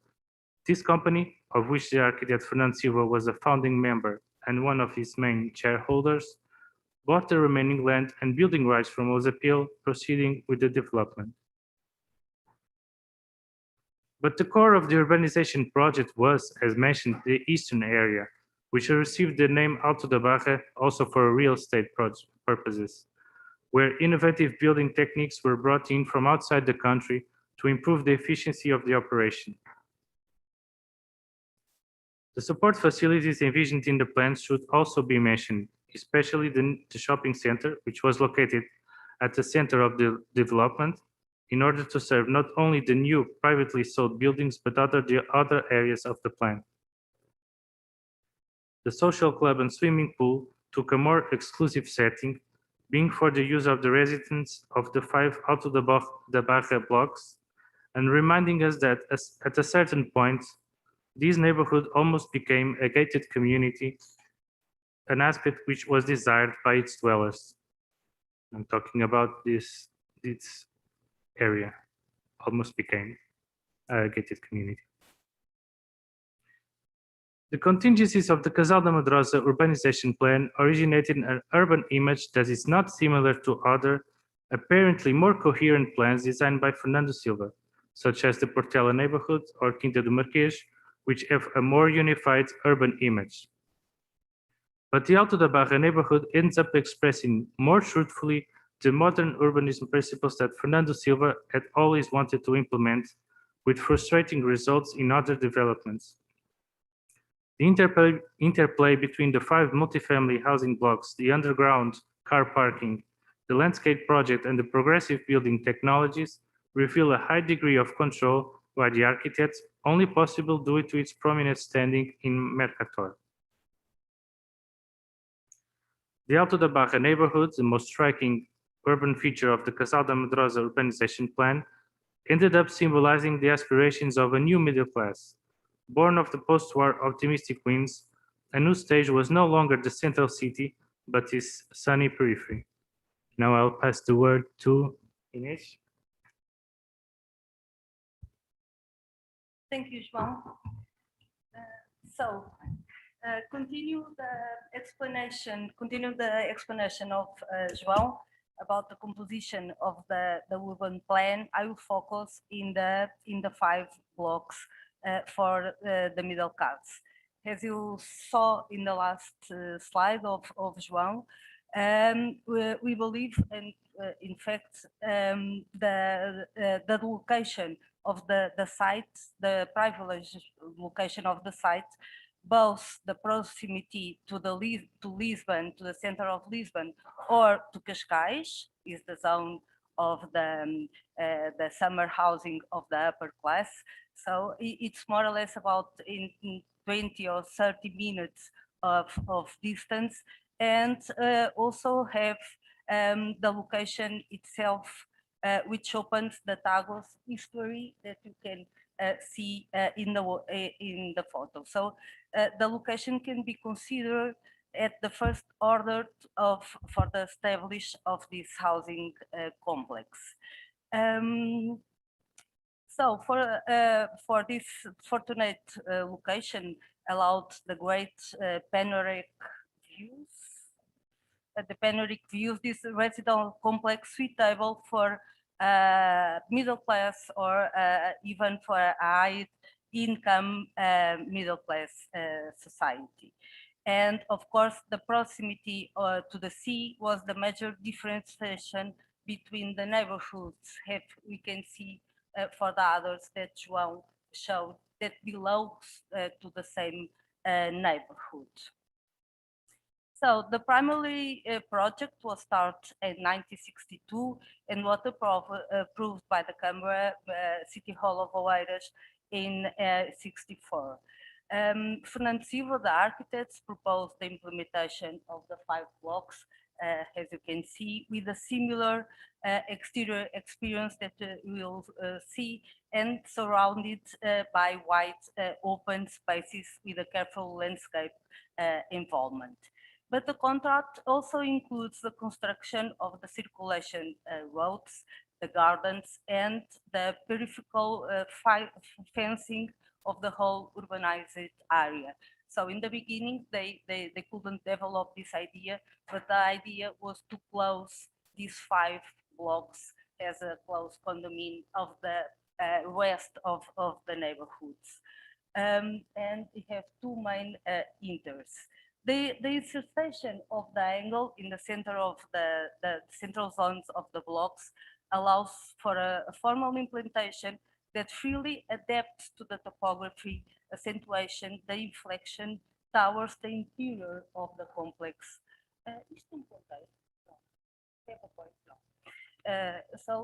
Never mind. For the center of the blocks, so we can define two main fronts: the front in front of the sea with the views open to the sea, and the interior urban facade, if I can say that, that looks and find the alienation between each block and looks at the interior of the space. So the angle or the edge becomes a unified element in the whole neighborhood. Sorry, but in 1964, the proximity of NATO, and I have to go back. I don't know if you can see that line, the red line there is the limit of the NATO location. So they, in 1964, they have launched for security reasons that the block D has to change and has to go away at least 50 meters from the perimeter. So the design of the block loses the inflection angle or point and takes on a linear form, defining a new alignment to the of the neighborhood. Since the beginning of the project, there was intended to take advantage of the topography without prejudice the beautiful panoramic views that the blocks have. So, and you can see that in a easy way in the longitudinal profiles. So the architect Gonçalo Ribeiro Teles was the responsible for the landscape environment, framing all the project.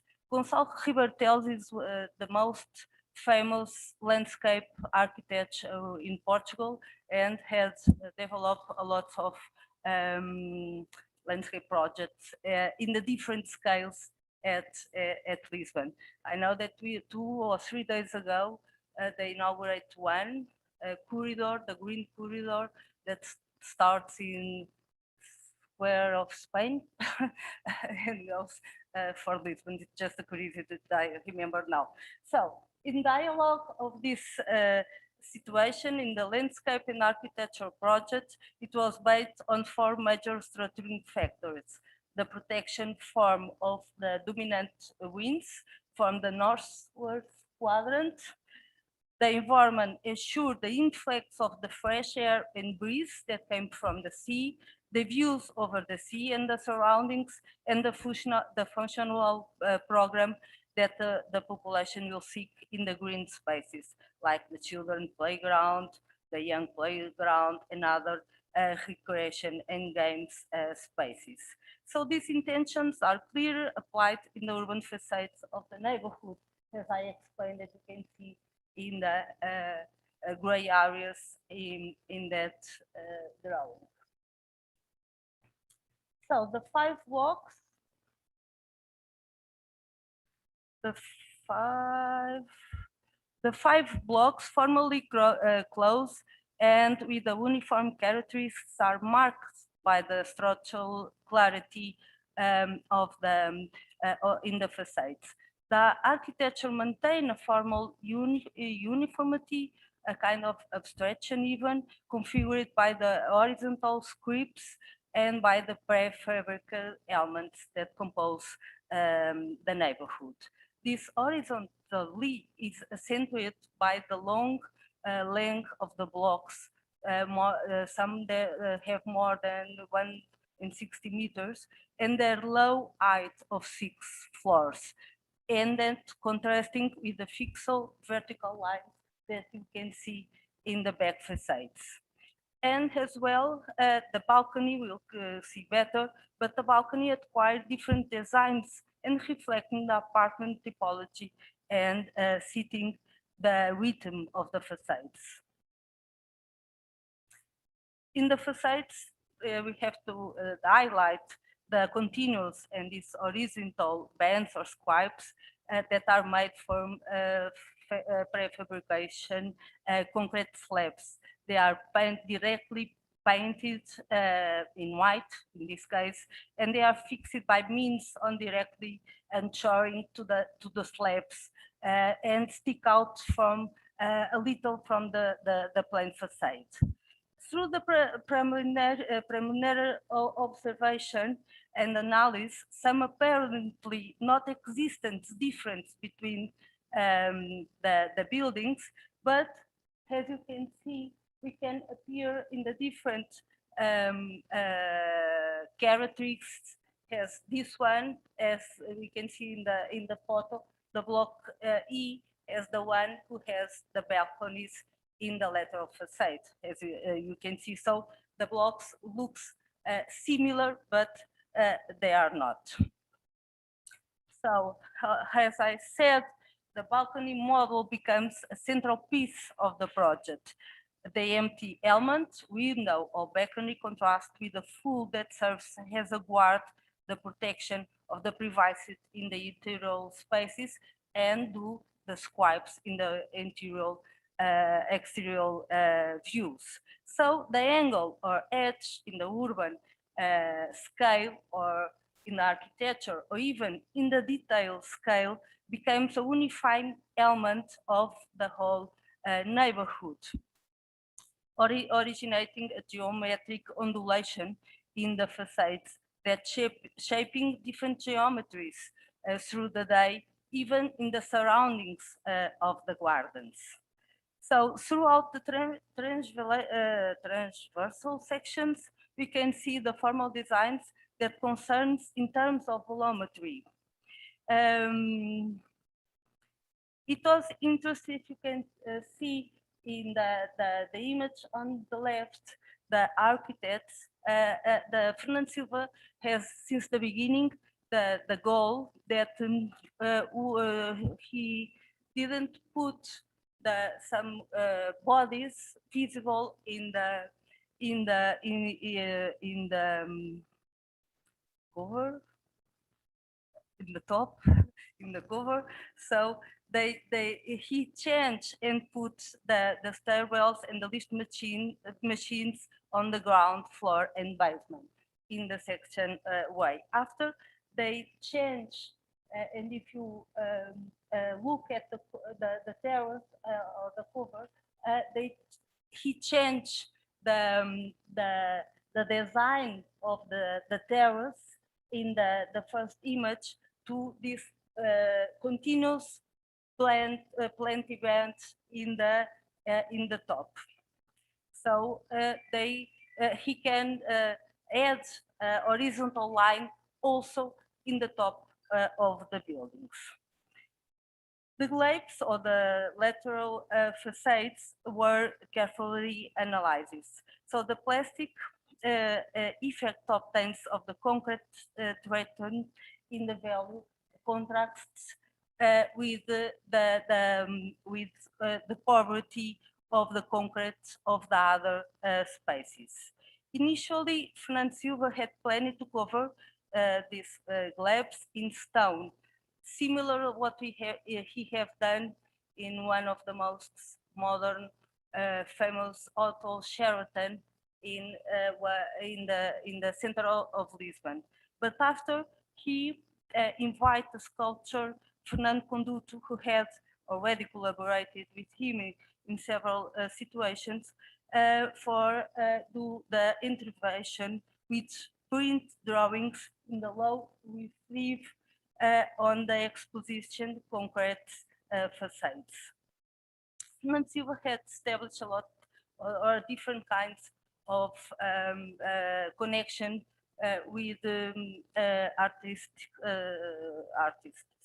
in the different contexts.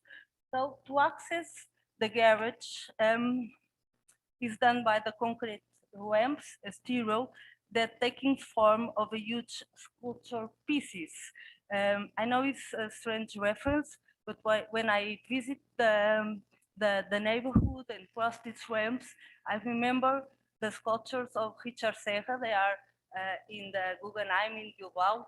The sensation, it's more or less quite the same, of course, in a different situation. So the ground floors are open and they are only occupied by the vertical access course and the dormant house. The free space of the area will probably be stretched in order to maintain a certain continuity with the outside arrangements. The only exception is the block C, who led personal occupation of the ground floor with housings. On the other hand, we can see that the system beam pillar used in the first blocks, the A and B, was replaced by a laminar type construction system. And these transversal walls in reinforced concrete are the structural elements of the typology. So the evolution of the construction systems has changes on the formal and architectural design throughout the construction process. As João said, I will not develop, just to have an idea. So the Osapil was a private company that buy the land, as João explained, and Fernando Silva is becomes a founder partner. So, and the 1 year after, the Mercator, with the company of Fernando Silva, bought the lands and the project already approved to the Osapil. And there is, I think it's a detail, but it's important to understand the relationship between Sweden and Portugal. So the Mercator and the Luzeca, another Luso-Swedish company that works in the same team to understand how it was possible to introduce some systems in Portugal. And they have what I call interest found the design meetings that they looked at. We are talking in the 70s. So they have regularly meetings to establish the main goals. So as you know, the constructive innovation on prefabrication and this kind of systems, from the whole cell unit to the set of components, were the best way to start to reproduce the mass housing. And one of the proofs that the influence of the international know-how becomes clear when the application of this tunnel type, that I haven't time to go deeper on this, but you can do a mold of the cell and after you will put one on the top of the other. So it's very fast, the process, but we need a very specialized operating of this.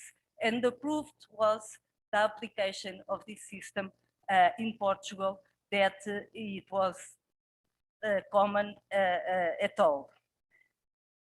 So the pragmatics and the relationship of this that I was talking was highlighting with this ventilate window that they applied only in the block B, that we don't know exactly why, because it was very expensive or doesn't make sense with the material, with our climate, is completely different from Sweden. But it's the proof that the relationship between there was very, very close.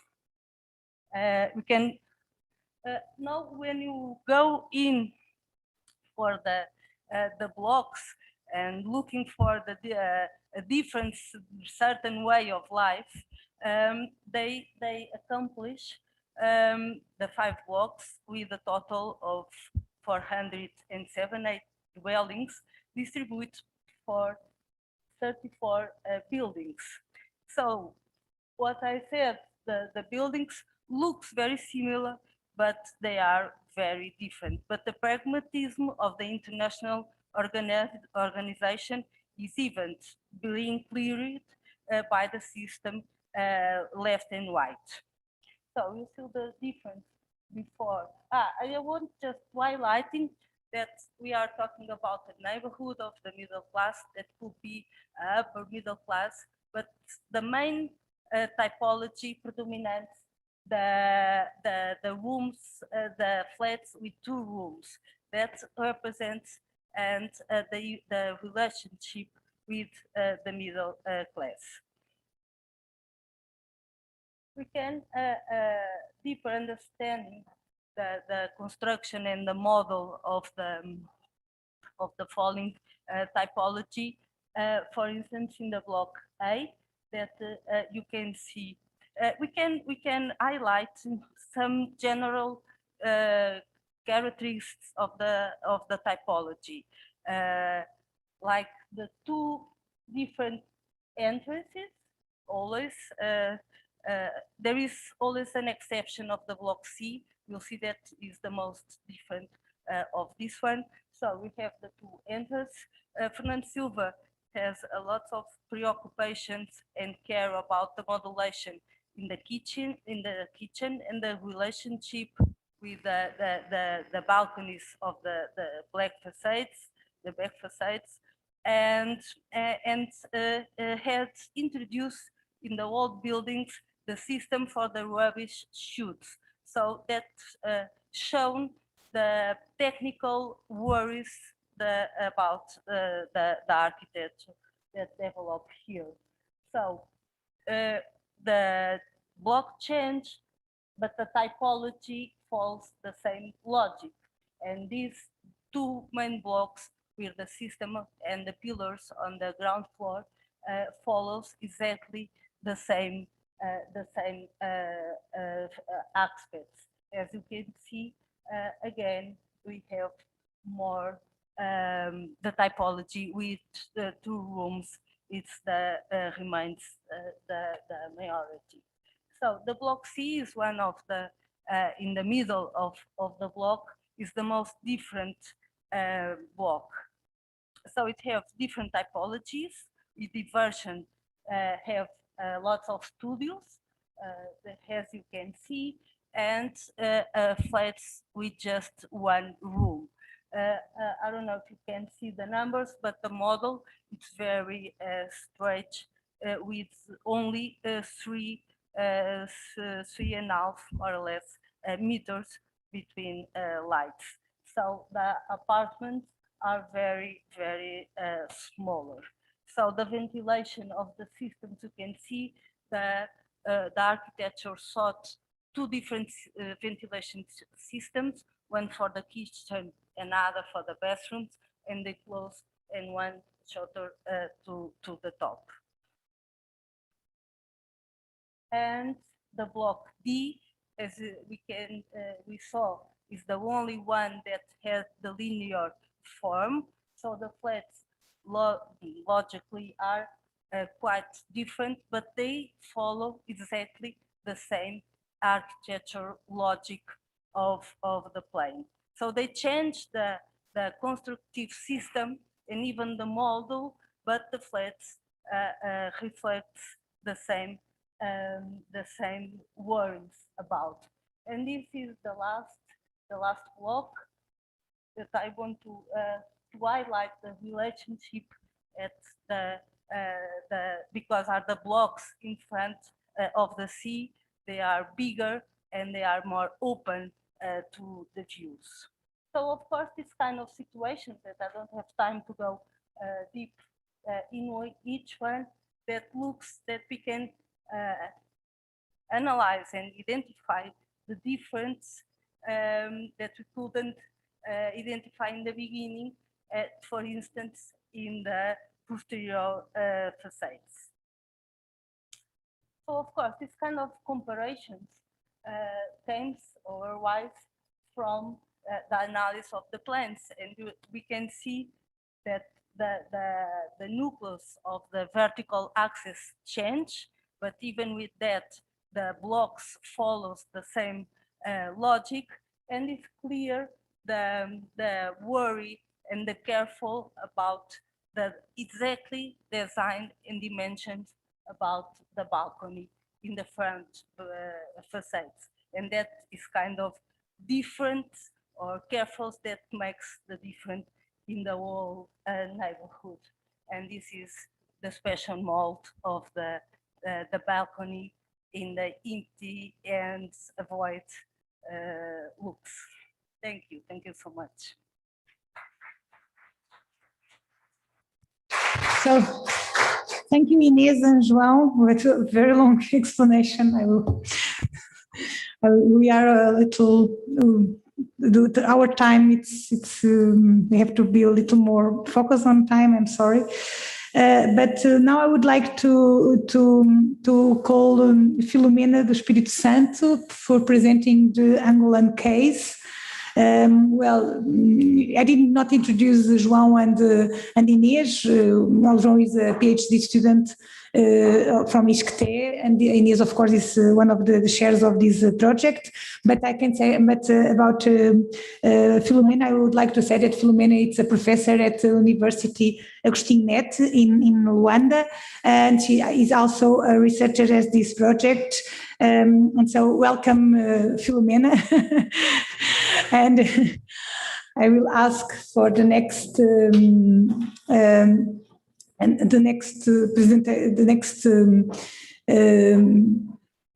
present a little more on time, if possible.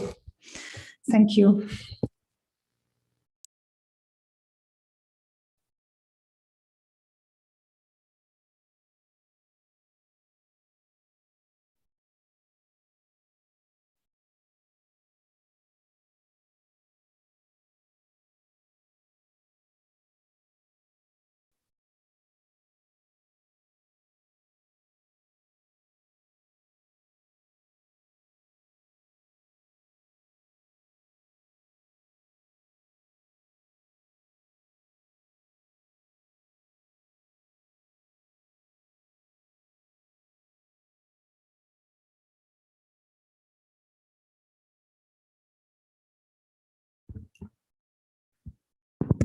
I'm Filomena from University of Agostinho Neto, Luanda, Angola, and I'm here to present the work developed at this university, University Agostinho Neto. The architectural analysis has been developed by Filomena Espírito Santo, by me, and the analysis of sociology by Orlando Campos from Faculty of Human Science. What is the purpose of this work? We intend to make a comparative analysis on middle-class mass housing in Europe, Africa, and Asia as the general theme of the project. And we are working in the case study of CTT building, the Rangel neighborhood. And we intend to identify the housing and the urban model and to map the change that have emerged after 50 years of use to understand how they have adapted to current condition, urban and social, supporting future actions. Why? Because the old residence is with different interest and the perspective that nowadays the residents that they are in this building.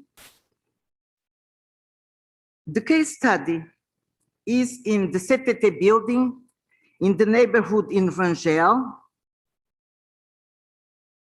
And the Rangel is one of the three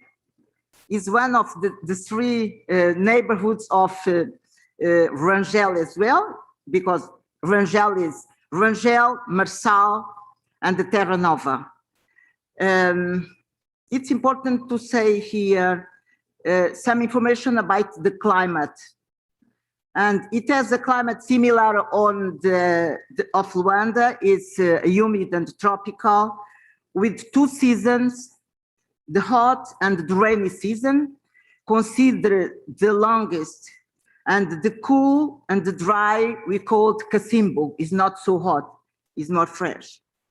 The temperatures varies between 24 degrees and 30 degrees, on average of 24 degrees. Concern for the high temperature values and high humidity values, which presupposed the need for ventilation to alleviate the duality that can cause thermal discomfort. This is in this image, we have the neighborhood inside the city. Rangel has 260,000 people. So it's a very small neighborhood, and with the talking and the survey that we made, we think that the people like this situation, this characterization, because Luanda nowadays is a very strong, busy, and difficult city and territory to live. And this place is very calm, even don't have so many infrastructures like the center of Luanda. But this information is quite important from the residents in this neighborhood.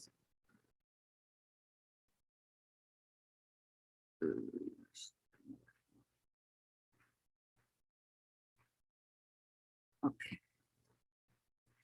The project, which is the original project. The original project is designed by architect Fernão Simões de Carvalho, and from all this project, it's a neighborhood with housing, multi-family housing, unifamily housing, equipment and service connected to education, religion, health, and commerce. Only this building was constructed. And this building is like a island in the sea, because they are very different from the other thing constructed in this place. And for this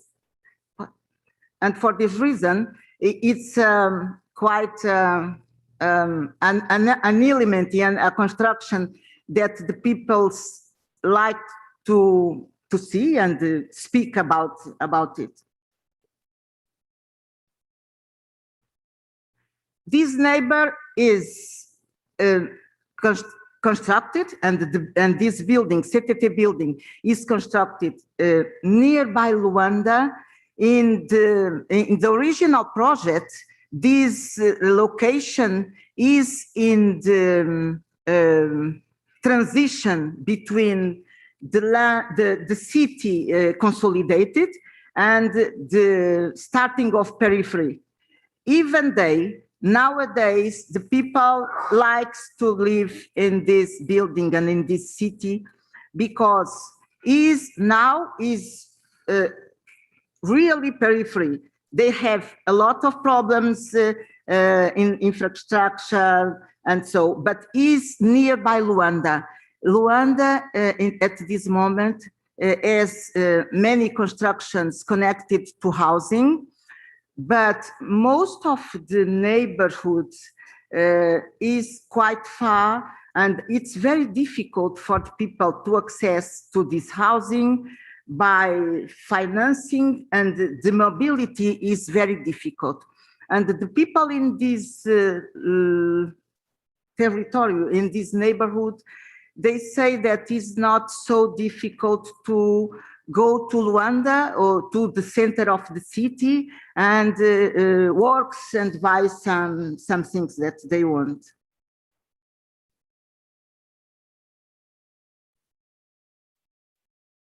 Location, access to the building. the access to the building is quite different. There are some roads in a good condition, but there are the other roads is not in the good condition. They have in this site, as we see, this circle, yellow circle, is the city, the CTT building, and as we see, the CTT building is like a highland because there are no buildings nearby constructed to it.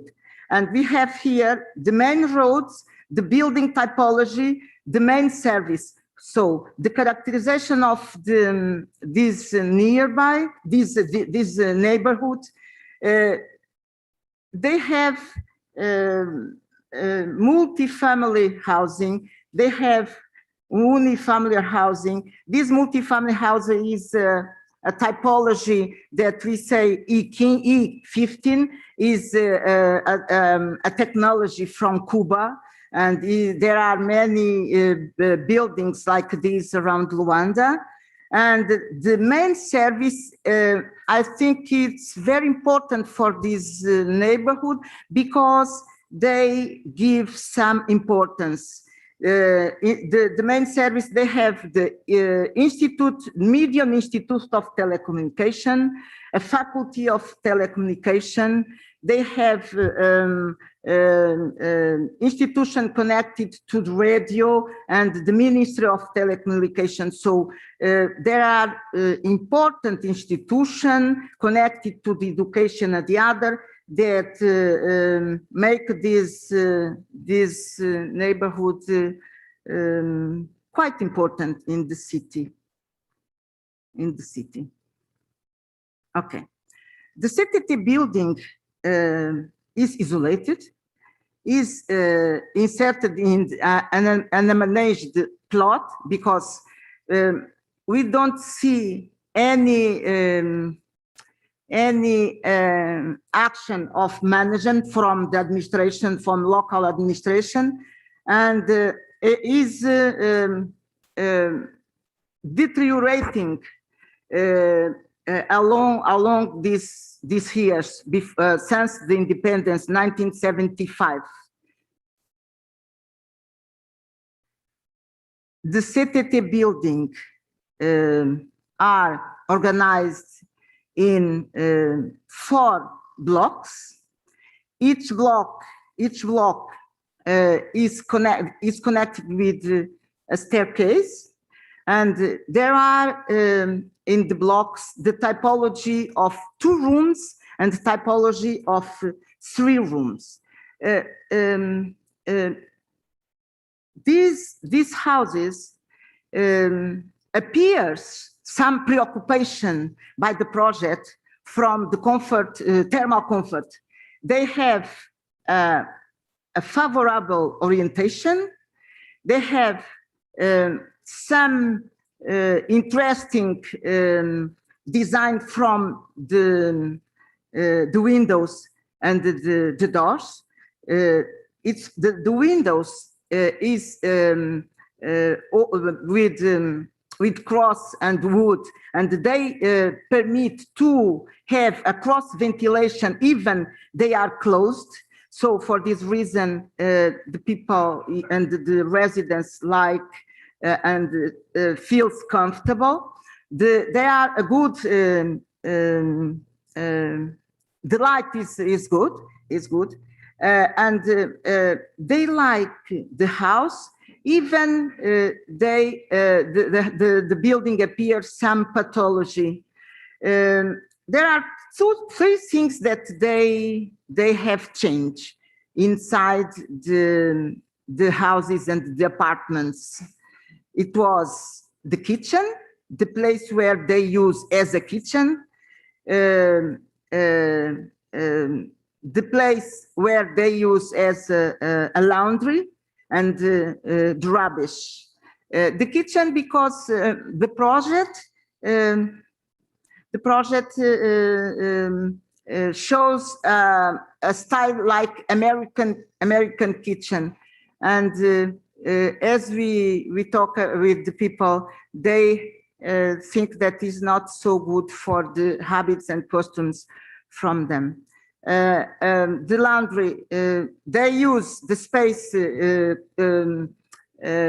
dedicated to the laundry to pass and to use for the kitchen, and the rubbish is for, because that buildings has a different typology of residence. We have found two residents from the original residence and the beginning of the use of the building, but the other are connected with the family who works in this enterprise, connected with post office, and there are a very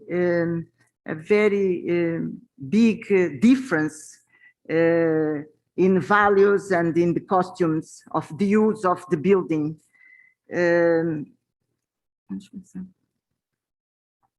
Here we have this building, is a very nice building, but it appears some pathology now because the age. The location is good, as the people say, and we proved it. The scale of neighborhood is small. The number of inhabitants is 260,000 people. The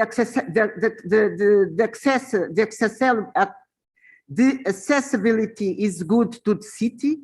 The urban quality is incomplete to construct because the project it was not finished because the independence and the interest of the people who manage the territory has other interests. The architecture quality is good, but nowadays is with a lot of deterioration, and the post office of district is no longer the city, is in urban limit nowadays. So this territory nowadays is not in the center, is not the real city, but is called the periphery.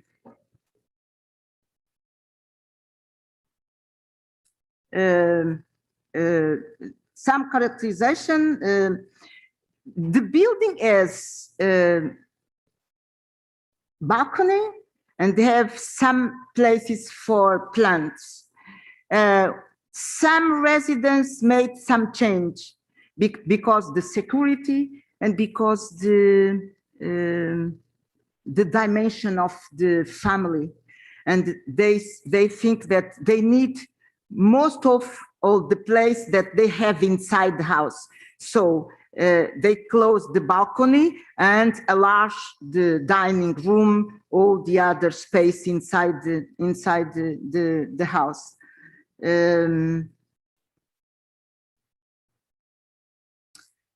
We think that this building appears some resilience. Luanda has a national housing program and have many construction of housing in different neighborhoods, Sequel, Zango, Quilamba. And as we know, and connected to some post-occupancy evaluation and some survey from residents, we saw that this building is quite well, even they have some pathology, but this pathology is from absence of maintenance and some not good use from the residents and from the aging, because this building is from 1969. So they have at least 40 years without any maintenance, but they still well constructed, and the principal structure of the building is in good condition. Even we find in some apartments the furniture, original furniture, the original pavement, because the residents say they like this building, but the problem is that with this pathology, they don't have, most of them, some finance and capacity to make the maintenance and improvement of the building. But when we make a comparison with the housing constructed in this moment, and we saw that the quality of this building is much better, and is appears some resilience in a way of construction, and they still how can I say, they still to give to the residents, the residents still live in this building nowadays.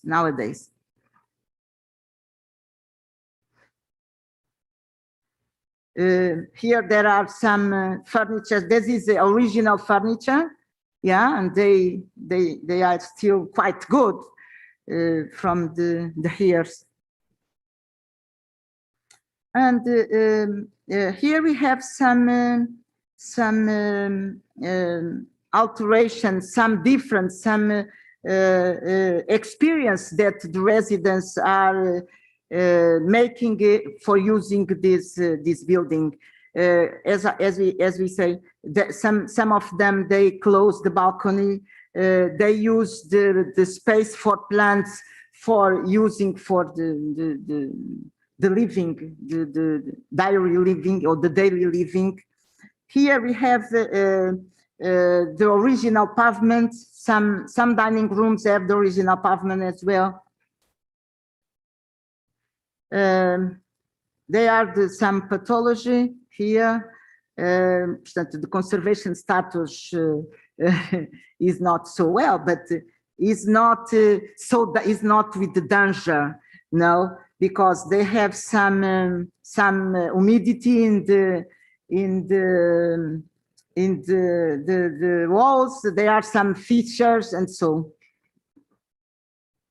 And here there are some pictures representing the time when we were to make a survey and contact the residents for to make a survey to say, and the conclusion is that the location is not so bad. Is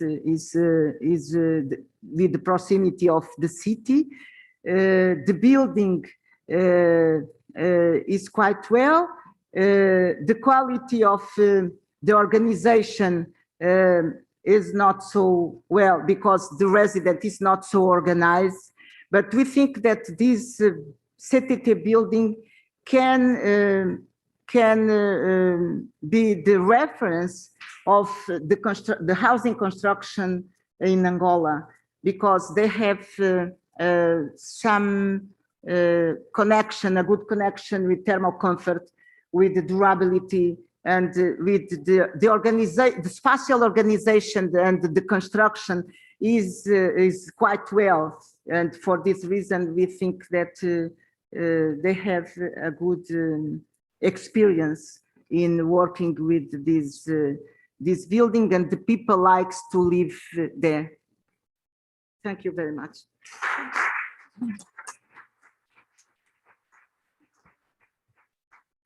Sorry for pressing time. Now I will call the next two speakers. We will be Gaia Caramelino and Nicole, I think, yes. And so they will talk, will present us the Italian case from Milan. And they are also, we will have the presence online of Emiliano Esposito. Yes, because he's this is a different presentation. So Gaia and Nicole decided that they would make a cross presentation between the social science and the architectural analysis. So we'll have also the support of Emiliano Esposito, which is the behind the research. So it will be a little longer. This was the idea, but but so sorry, we have this problem with time, and we still have one more presentation after. Thank you, Gaia, Nicole, and Emiliano for being here.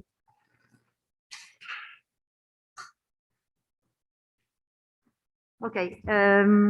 Thank you. As Anna briefly introduced, we tried to have one unique presentation crossing the research in architectural history and the part of investigation by our colleague Emiliano in social sciences.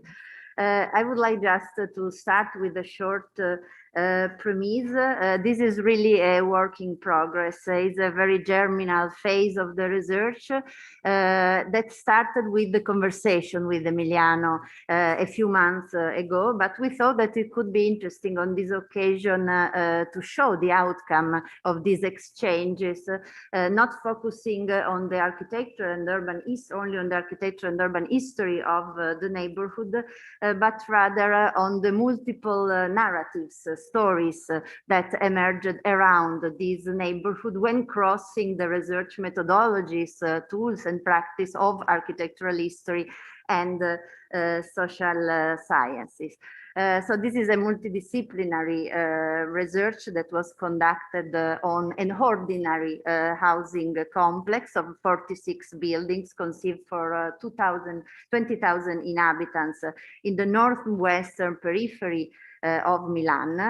Was a periphery between the 50s and 60s. In fact, is 800 meters from Stazione Centrale. That has been designed by a Turinese unknown Turinese architect. But when Anna proposed to bring a contribution to the project, we thought that it was an interesting occasion to test some forms of contamination between the methods, practice, and tools of architectural history and the social sciences. We used for this research a set of theoretical and methodological, but also interpretative, I would say, tools that were built in the framework of a research project on residential architecture for the middle class that we started in 2010 and focused on three main cities, Milan, Turin, and Rome, that form some way the backbone of Italian economy during the years of the economic miracles. I would like just to start with a few methodological premises. First, we had to deal with an ordinary neighborhoods that was never addressed by Italian architectural history, that rather contributed to stigmatize this type of residential stock, these residential complexes built by private initiatives, and that neither was never mentioned in the architectural guides that in the 80s tried to fix the canons of post-war Milanese architecture. The idea was to look at this neighborhood as a complex social object, in some way understood through the stratification of processes, policies, actors, and forms, but also as a place of encounter and negotiation between the interests and rationalities of a plurality of different actors who produced we can see very dissonant narratives and stories around the neighborhoods. So crossing also very different types of sources, individual and collective memories, private and public archives, familiar archaeology, we can say, and materials, promotional materials by the developers beyond specialists and general press. Going to quantitative to qualitative approaches and trying to keep together subjective dimension of the history of these neighborhoods with the objective narrative. The last point that I want to highlight is that we encourage the long perspective. So the idea was to investigate the design, the planning, but also the processes of use and transformation and appropriation by inhabitants of these neighborhoods. the history of the neighborhood, the micro history of this neighborhood, in fact, introduced a plurality of other stories. From the micro investigation of the housing complex, we managed to reread, understand a series of stories that addressed, they will be very synthetic. First, the processes of modernization of Italian society that was often understood through the history of the working class. So these are, we'll see stories of families who aspire to live in an apartment buildings in an urban context in the city. And these buildings, these neighborhoods that we are going to show today really mirror the idea of comfort and modernity of this Milanese emerging urban middle class that arrive to associate themselves to the specific neighborhoods, to the specific building typologies, and to the apartment layout that really represented the system of value and that has symbolic meaning in the strategies of affirmation of the Milanese middle class. Then what emerged through the history of the neighborhood is the history of a process of urban expansion and massive construction of the city that was strongly guided by middle class aspiration and middle class mobility that arrived in Milan to influence the definition of certain policies also for the implementation of facilities and housing estates.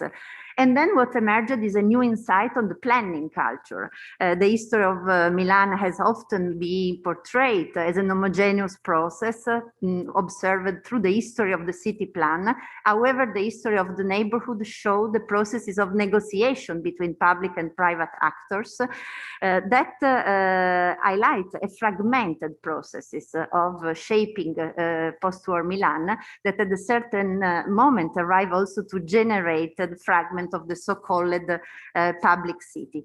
And finally, and then we will start with the introduction of the case, what emerged is an inedit history of a professional culture and professional practices.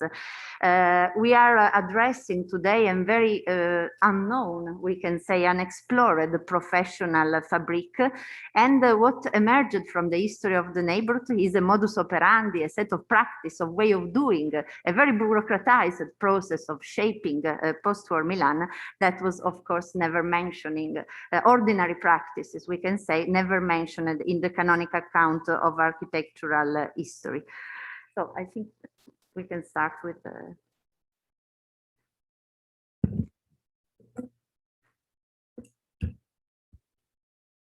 Okay, so in the 50s and 60s also, the city of Milan was the fastest growing real estate in Italy, thanks to this strong demand that was linked to internal migration towards the city, which was and still is the economic capital of the country. And in particular, this middle class of office workers and professional emerged, attracted by the strengthening of the commercial and the management pole, and renewed forms and typologies to respond to this very precise demand for quality, for services, can be observed. And they codified. Okay. Yes. And these new forms and these new typologies, they codified a series of housing models that would influence also the following decades. And in the case of Milan, specifically, this process of growth is characterized by very diffuse use of a specific planning tool named Convenzione Urbanistica in Italian, planning agreement. And these are private agreements between the municipality and different private parties to carry out intervention in implementation of the general plan, but defining the terms and reciprocal obligation with an advantage for the private owner or developer, usually in terms of building capacity, for example, and a counterpart for the public actor, usually in terms of transfer of land or realization of service.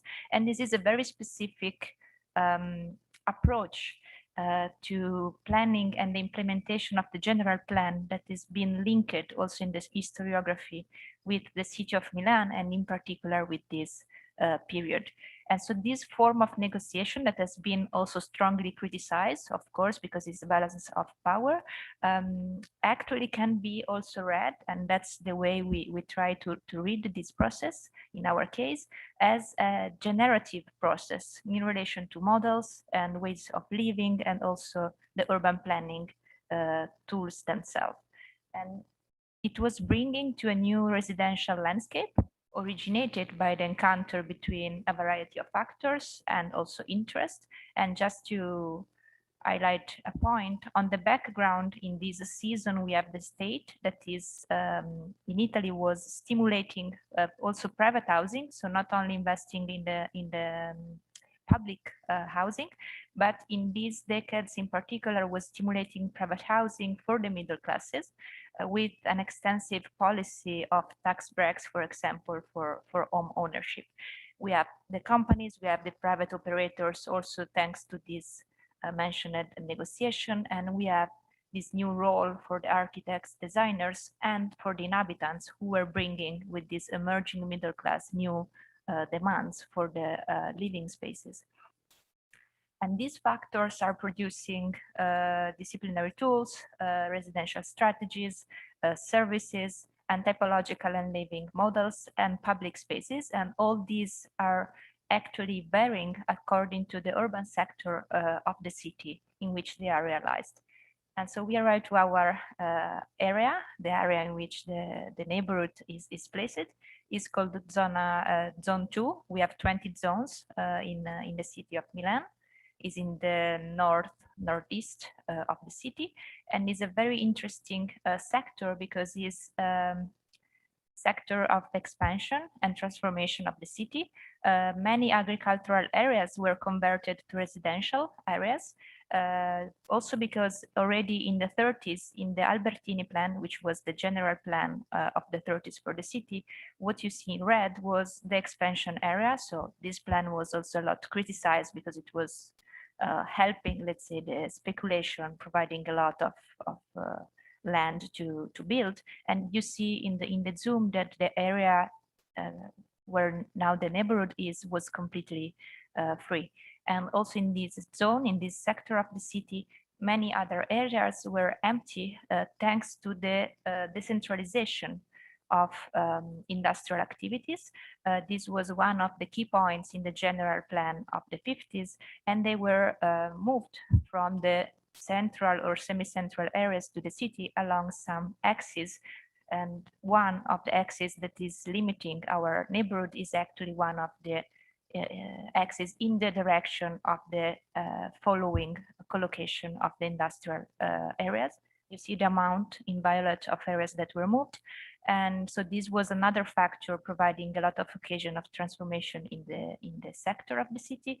And then we have also the influence of the reorganization of the entire railway system that was setting back the central station more near to our neighborhood, and also reorganizing what is now Garibaldi station, providing also a reference for the directional part of the city. So it's really an expansion area, and is in what was in the 50s the very first periphery, but now is a semi-central part of the city. And so it was giving significant room and occasion for edification, for transformation, and this was taken by all the actors involved in our case as an occasion to produce and propose something original. So this is the area we are interested in, a little bit more in detail concerning the neighborhood. We have the main axis of Via Cagliero, which is cutting, is the main axis of the neighborhood. We are on the side that was partially freed by the recollocation of the railway line towards Monza, so in the direction of the industrial recollocated areas, and is part also of a larger project that was including covering part of two rivers that are significant for the city of Milan, and one is still there on the east side, the Martesana river canal, that is nowadays providing an occasion for free time and sports that is a plus for this neighborhood. So this was to give you an idea of the occasion of the sector of the city, why it's important its collocation, both to meet the interest and aspiration of the middle class to choose this area, but also for the constructor, builders, and all the professionals, figures included in the process to provide something of this type. And just to conclude this part, we have to keep in mind that the general plan of the 50s was the first plan to apply to the city of Milan the zoning, so defining quantities and functions, and as was required by the new national law promoted in 42. But there are some continuities with the previous plans due exactly to these planning agreements already started in the 30s and 40s, which were interested in these areas of expansion that were provided by the plan of the 30s. And these agreements were based on the granted density before the war, but had to be reconsidered in the light of new general plan. And so this was starting a process of adaptation and reconsideration of this negotiation process that was quite interesting in the 50s, because it was a sort of bridge between the 30s and then the building in the 60s.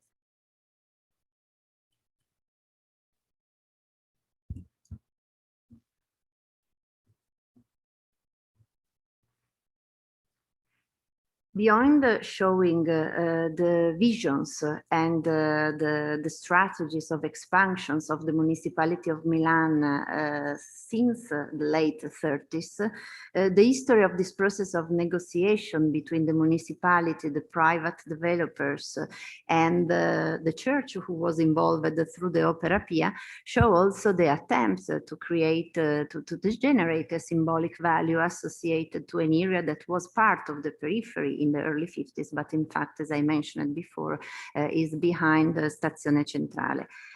However, the long history of these negotiation processes that took shape through specific tools of negotiations that are the planning agreement, as Nicole explained, can help us also to understand how the evolution of the project crossed continuously the definition of specific planning tools, like the Piano Regolatore, the city plan approved in 1953.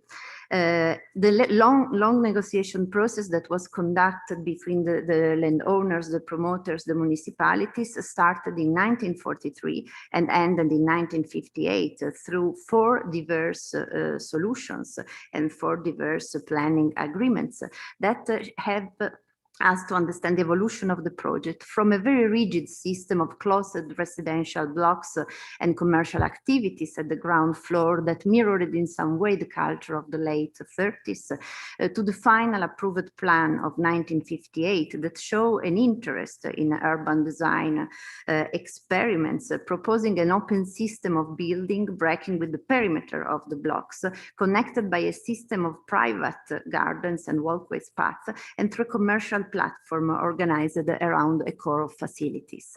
The core of facilities that included the cinema, parish church, the school, the commercial activities, and that became a kind of barycenter of the neighborhoods. This series of 4 solutions crossed the debate on the definition of the new planning tools like the Milan city plan. When asked about the history of the neighborhoods, inhabitants always mentioned the figure of the constructor, the builder, Geometra Maina, who lived and worked in the neighborhoods, while the architect who conceived the model, creating these unusual languages and the interesting experiments in urban design remain unknown, is never mentioned in relation to the history of the housing complexes.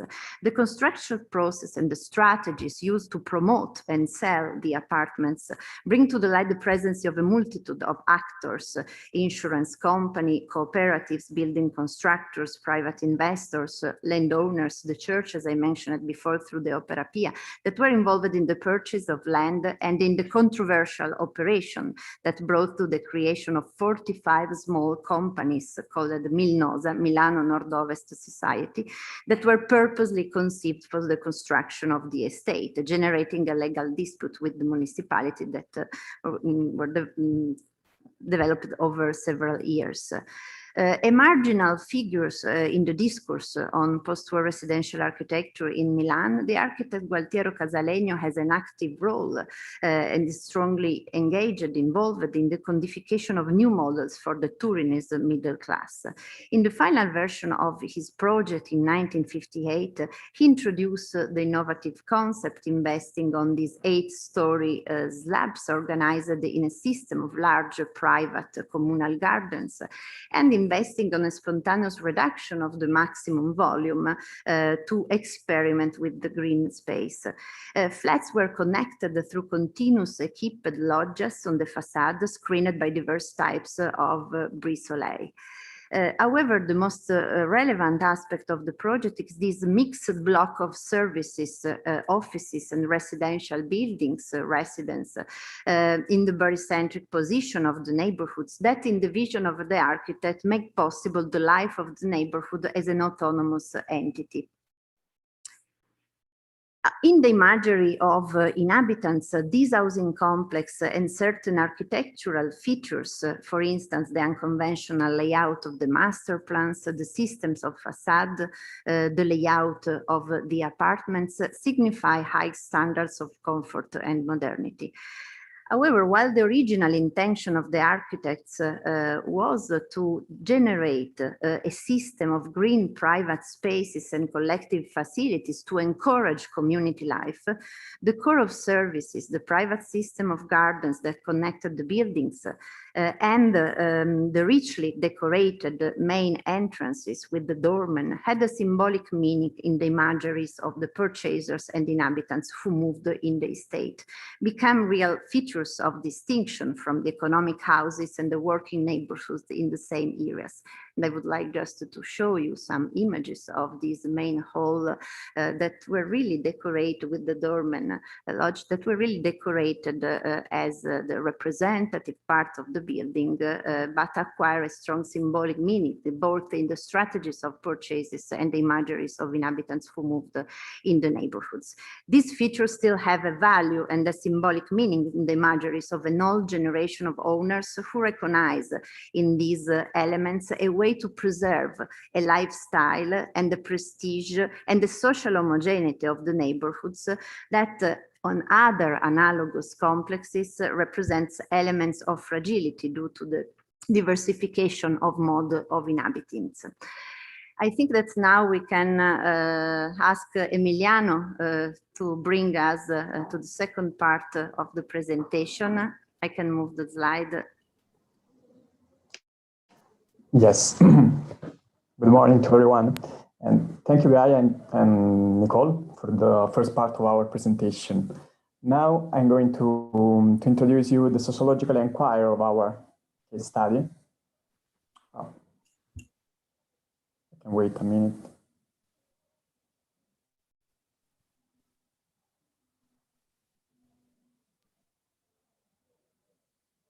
Okay, here we are.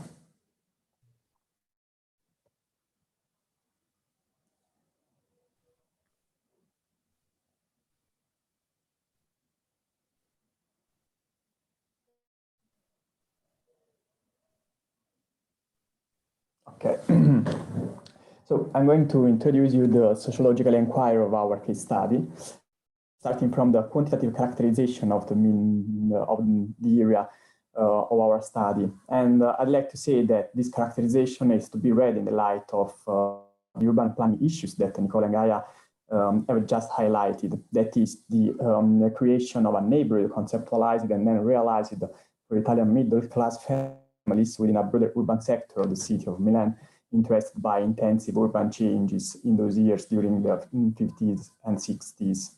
So here we have I'd like to sketch, let's say, the socioeconomic profile of the local inhabitants, a socioeconomic profile that is in line with the starting purpose of this project. At this aim, we have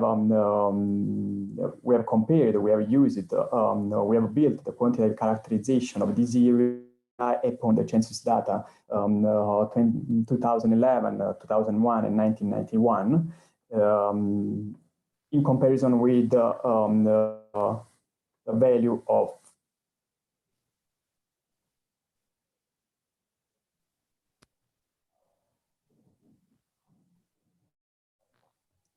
okay. Back to the presentation because it was not clear the hearing. Yes. Okay, so we can restart from this slide. Okay, yes. Fine to me. Prova a tenere il microfono forse più vicino. Okay, better now.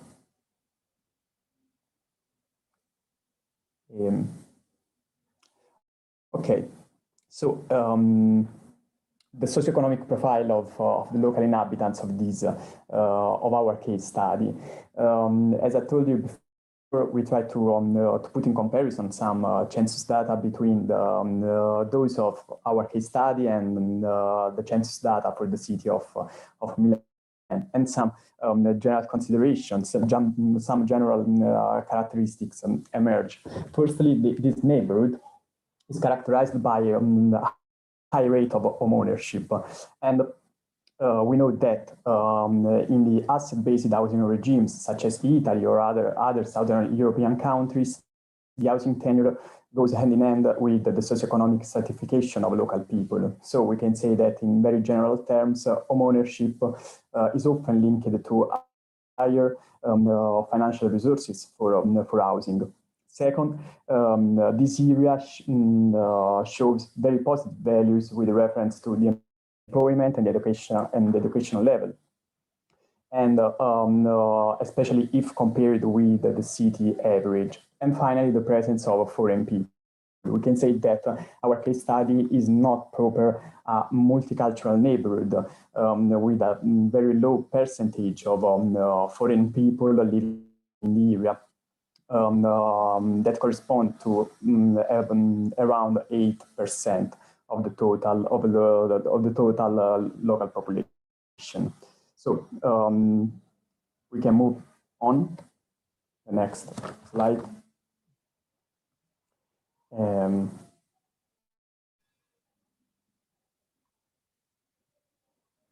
Yes, thank you. And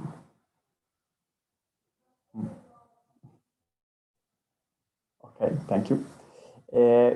Now I move to the qualitative inquiry of our case study, but before to show you the first results, I would like to say something about the method.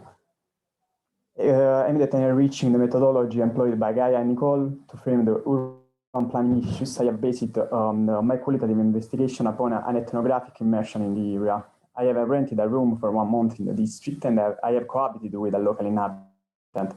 And during this month, I have observed the daily life of local people and interviewed several inhabitants. In particular, I have gathered 5 interviews with the local key actors, where local key actors can be considered historical residents of the area that deeply know the neighborhood.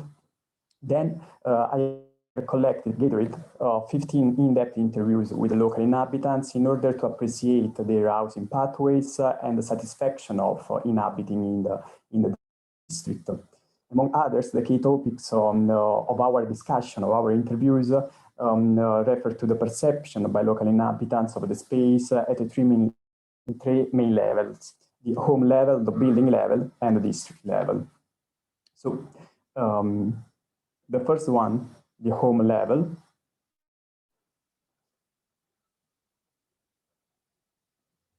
Thank you, Gaia. Yes, the home level. We can say that residential spaces represent one of the most important, maybe the most important feature that mark the perception and the level of satisfaction by local inhabitants in this area. Indeed, according to the most part of the interviewed people, the big size of the homes is a crucial factor for achieving a certain level, a certain housing well-being, especially when big families are taken into consideration. Although local inhabitants appreciate the size of these or their apartments, often they have highlighted that these homes maybe today are no longer adequate to the residential needs of the local inhabitants. On the one side, there are many old people living alone today in the neighborhood. So these homes are oversized to their needs. On the other side, several inhabitants have highlighted that these houses are very expensive and are to be accessed by young couples and people, especially due to the high cost for such wide homes. So these, according to the interviewed people, today inheritance is the most relevant way of accessing homes in the district. Sons and daughters of the early home buyers and homeowners inherit the apartments of their parents, and these influence in some way reduce the presence of young people coming from other areas of Milan or outside of Milan. So the second level, thank you. Here we take into consideration the relevance of the spaces outside the homes within the buildings. Among these, according to most of the interviewees, the gardens have a relevant value since they contribute to the perception of this area as a green area that is a very appreciated aspect within a big city such as Milan. However, the perceived relevance of the building's gardens is not problematic since these spaces remain usually often underused. Indeed, these gardens have often an ornamental function, so inhabitants are not allowed to spend time in there. And these, according to the interviewed people, this is linkable to the age of the inhabitants. Our case study is an aging neighborhood. So old people that represent the most part of the buildings are less interested in opening the gardens to daily use. However, several inhabitants have underlined that the presence of a public small parks nearby to this area achieve in some way to balance the underuse of the buildings gardens. Then the third level, the transformation of the area, the level of the district. In general terms, we can say that local inhabitants have shared a good opinion about the neighborhood, especially with reference to the presence of shopping activities and public transport. In particular, the district is very well served by several retail shops that, according to the interviews, contributed to feed a certain feeling of a small citizen-sized district. From this point of view, the local street market that takes place every day, every Friday, plays a relevant role. Moreover, a big supermarket located in the main road of this area, Via Cagliero, adds a certain value to the quality of living in this district. And in line with this consideration, we can underline the relevance of public transport. The neighborhood is very well connected to the rest of Milan with the 3 metro line stops and several local bus stops. So these 2 aspects are well judged by local inhabitants when they have been asked about their general consideration of the district. So now we can approach the conclusion of the presentation. And according to me, this quotation is very helpful to sketch some brief consideration. In particular, we can say that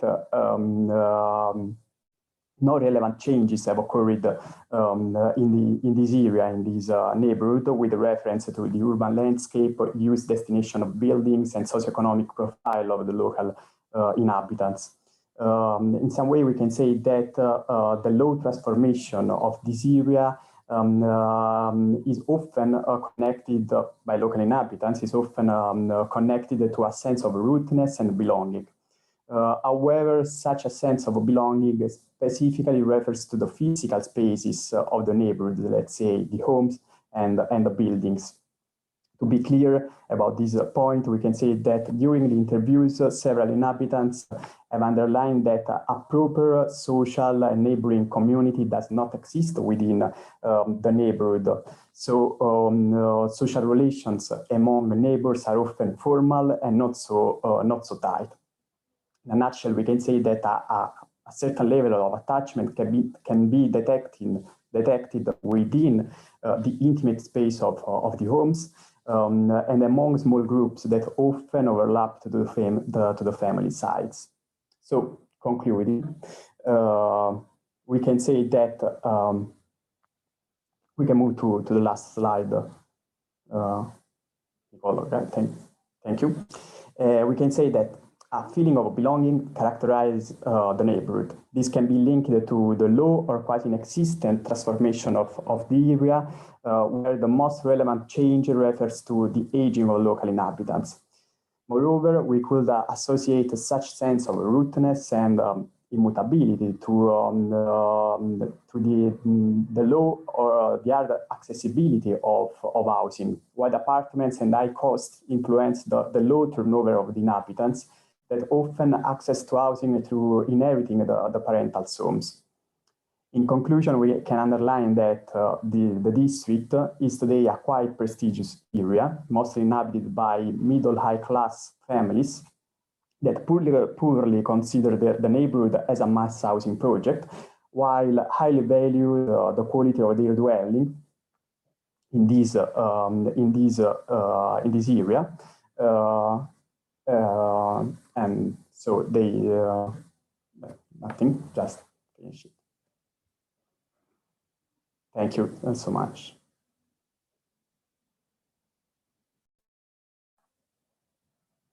Showed architecture had a central role. This neighborhood, compared to other Milanese neighborhoods built for the middle class during the same periods, lived a kind of crystallization in its social fabric, and certain solutions provided by the architect in 1958. I focused in particular on the presence of this core facility, the collective, the green system of gardens, and the main entrances, in fact, remain the element of distinctions and are strongly defended by inhabitants in order to preserve and maintain this lifestyle and this social homogeneity. Okay.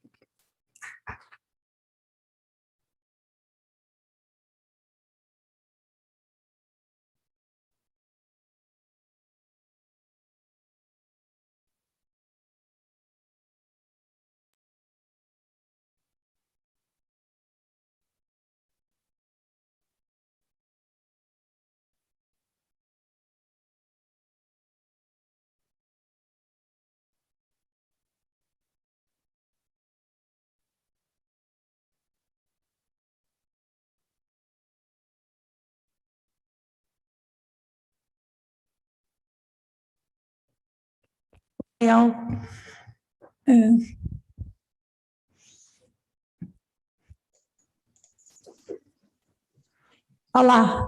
Hello, Rui. Olá.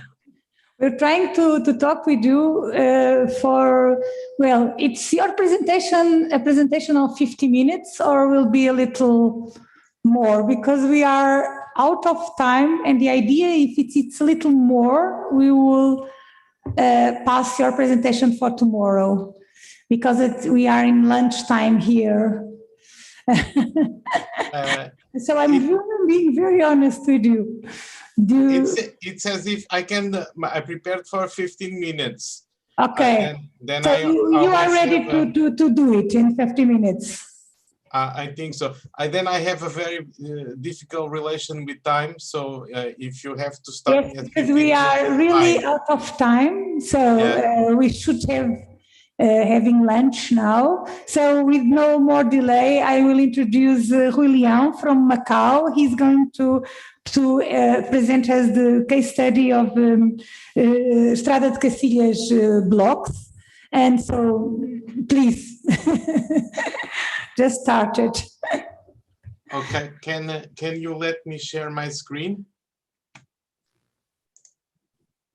Okay, I think I can do it.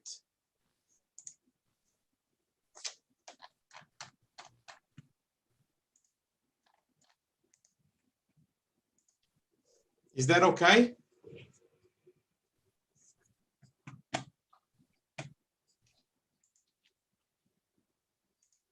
So, good afternoon, everyone. I'm Rui Leão, talking to you from Macau. I'm chair of Docomomo Macau, and I'm going to present the case study of the housing blocks at Estrada de Cacilhas, which I have entitled Landscape and Monumentality in the Architecture of Manuel Vicente. I'm going to try to make connections between this building and the period, which was in the late 70s, was a very big urban development. Because of all the instability in the region, with China being closed doors, with a lot of movement of people from China to here, from Vietnam to the region, from Indonesia, people living in Indonesia. So Macau was a very open city, and somehow it responded to all of these instabilities of the region. So the building is located in what was known as before as Praia de Cacilhas. This is just to explain to you a little bit of the geography of the place. This is the peninsula of Macau. You can see here there's a bit of history. Macau has a natural fortification at the south, which is this very impeccable hill, which was a natural defense. So the actual fortifications of the city are on the west, and the Estrada de Cacilhas, the Praia de Cacilhas was at the end, at the northwest, and this is where at a certain point the Dutch entered Macau. So this is an important historical fact of this location. Otherwise, it was not an urban place for most of history, and it had this kind of, it was a very remote place, like a suburb, even though Macau is so small. But during the first centuries, Macau was really just a little town on the south facing the Praia Grande Bay. And then going to the 60s, and a master plan that was commissioned in the 60s and 70s. There were a lot of detailed plans that were commissioned for different areas of Macau, which was quite extraordinary because as you can see in this top image, Macau had very little construction. There didn't seem to be a lot of pressure. And Manuel Vicente did the master plan for the hill, Guia and São Januário. And so I marked here the area of that master plan. And here we can see the area of Estrada de Cacilhas. You can see the blocks, which are the ones on the left, and all the other buildings that came afterwards that followed were inside the area of the plan. this master plan was very important to regulate the relation between the hill and the landscape outside. And Manuel Vicente's 3 blocks were the first to be developed. You can see the site of location here on this condition, which is a non-urban condition. So it's these blocks just inserted between the hill on this small hilltop highway or mountain highway, but everything in Macau is a little bit like a miniature. And so most of the buildings, these are photos of the buildings around the hill. And this was one of the determinations that Manuel had in the master plan, which was to limit the height to this parkland walkway on the top. There is only one building, which is the one on the left, that went up. All the others maintaining. This was quite important, not especially for the views, but to keep ventilated and lighten up space at the top of the park. So this is the back of the blocks, and what we have here is an interesting work on the slopes. These blocks having been the first design on this condition and under this plan, I think was made Manuel Vicente be very conscious about understanding what is the purpose of what is in the plan and how to explore it. And then I wanted to quickly go through the things that I find that are recurrent researches in his projects along the decades. One of them is this idea of the archways or the porticos and the balconies, the projected balconies, and which also go across the project. So starting from this timeline of his work from the 60s until the 2000, I have identified some of the projects that have these recurrent themes. So in terms of the balconies, the CTT tower from the 60s, those balconies are the balconies that develop into the balconies of in 79 of Estrada de Cacilhas. This other project in Chelas with João Ramalho, where also there is this exploration of the monumentality that can be achieved through housing projects because of their repetitive piling of floors. Then the towers in Barra, which are from 78 with Manuel Graça Dias, which take the tower from the post office of the 60s, which is basically the same project, but make it a more contemporary and refined project. The third tower of Barra already also has this theme of the monumental archway and the balconies recently repainted in Barra. The Faichikai also was a very important project also for this exploration of the archway, and the STDM building as well, not as a public thing, but again here from 95, these middle class blocks for on the lakes. And here we have an image of the Estrada de Cacilhas block. Right at the moment it was built, this picture on the left, and a picture of it now. So the archway, what I wanted to talk a little bit about this idea of the porticos is that he could have left in the project a much narrower gap between the blocks following the general law, which would result in an interesting condition for relating the hill on the back with the river. So his strategy was to use the gaps for giving access to the car parks on the back. And so the gap went from 1.5 meters to 4 meters, which allowed for this interesting portico that you see here on the big picture on the right. Then this, I just make some collection of porticos from other projects, continue on from the timeline. And so this relation here very obvious of how these porticos make the park up on the hill have some moments where people can engage with the landscape and understand the landscape, and so somehow reconcile the new architecture with the relations that were there in the territory. So this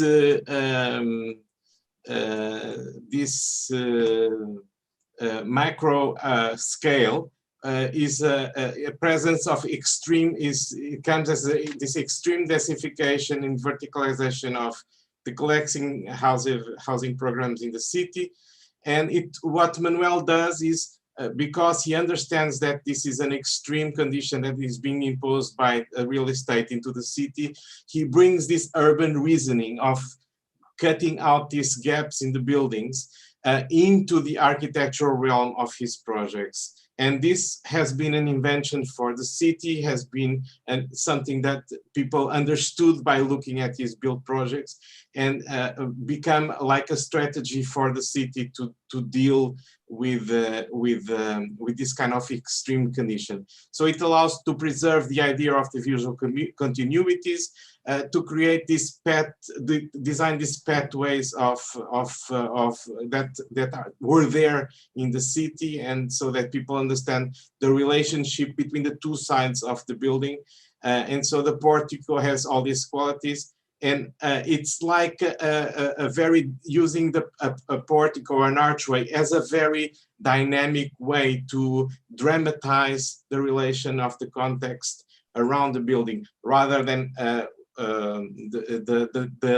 more, let's say, typological use of having a very static symbolic use of the arch. So here we can see it as a comparison, what happens when there is not this kind of concern, the building next to the blocks. And okay, there is a gap, but it doesn't have that strong enhanced meaning. Now, regarding the balconies, it is the previous towers had this in both in Barra and the CTT tower. The balconies are a big drop from the level of the living room. This creates a view even when you're sitting down in the sofa. I think this is where the kind of things that Manuel learned working in the SAL projects in Lisbon, and the relationship between the galleries, pulling down the galleries from the apartment level. And so he took that idea, put it in the balconies. In the blocos de Estrada de Cacilhas, I think he was trying to, which is the picture on the right, he was trying to do the same thing, but maybe it couldn't happen. So in the end, the lower level of squares is just a brise soleil for the balcony below, which is a very elegant solution for the living rooms of the apartments. So now, in terms of setting out of the buildings, he had this early decision of because the Estrada de Cacilhas is very inclined, going up and down. So he had this strategy of just aligning all the blocks from the top to create a clear urban presence and monumental presence for the blocks in a single statement. And then the design of the ground floors become a kind of a consequence. So this is one of the blocks, the entrance of the blocks. Usually in his other buildings, the ground floor also has a very vertical space, but here, because it's an inverted exercise of designing from the top down, it's just a simple consequence. And this is the plan of the ground floor, and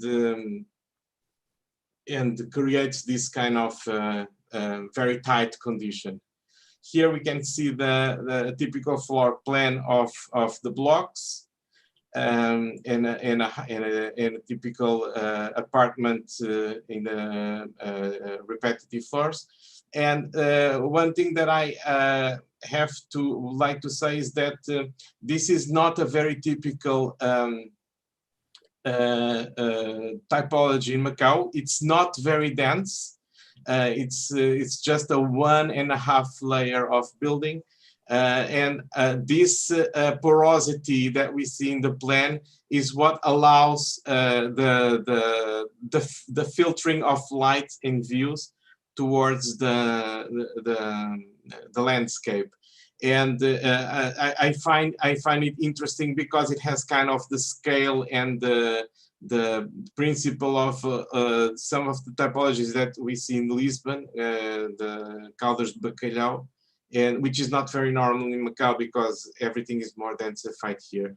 Something that is also interesting is that in order to minimize the ground, the circulation overall, at the ground floor, there is this separation into 2 lifts, one on the left and one on the right. So each block has 4 apartments, but they are accessed separately to remain more economical in the circulation. So all of these small things were really like very, since the 70s, a very big challenge for the architects, because the real estate is such an important driver in the economy in Macau, in Hong Kong, and it's really something that it's always a difficult exercise to work with private developers. So in this case, we see a lot of the things that were learned in the projects, mainly for the government by Manuel. But at the same time, also he's learning with making the plan more efficient and maximizing the GFA in order to increase the sellable area of the blocks. And I don't know if I'm overrunning or not, but I just like to terminate with this. This is one of the small balconies I found up the hill. This landscaping of the containing wall of the hill, it's done in a very nice way. It's almost like a vertical, narrow vertical garden.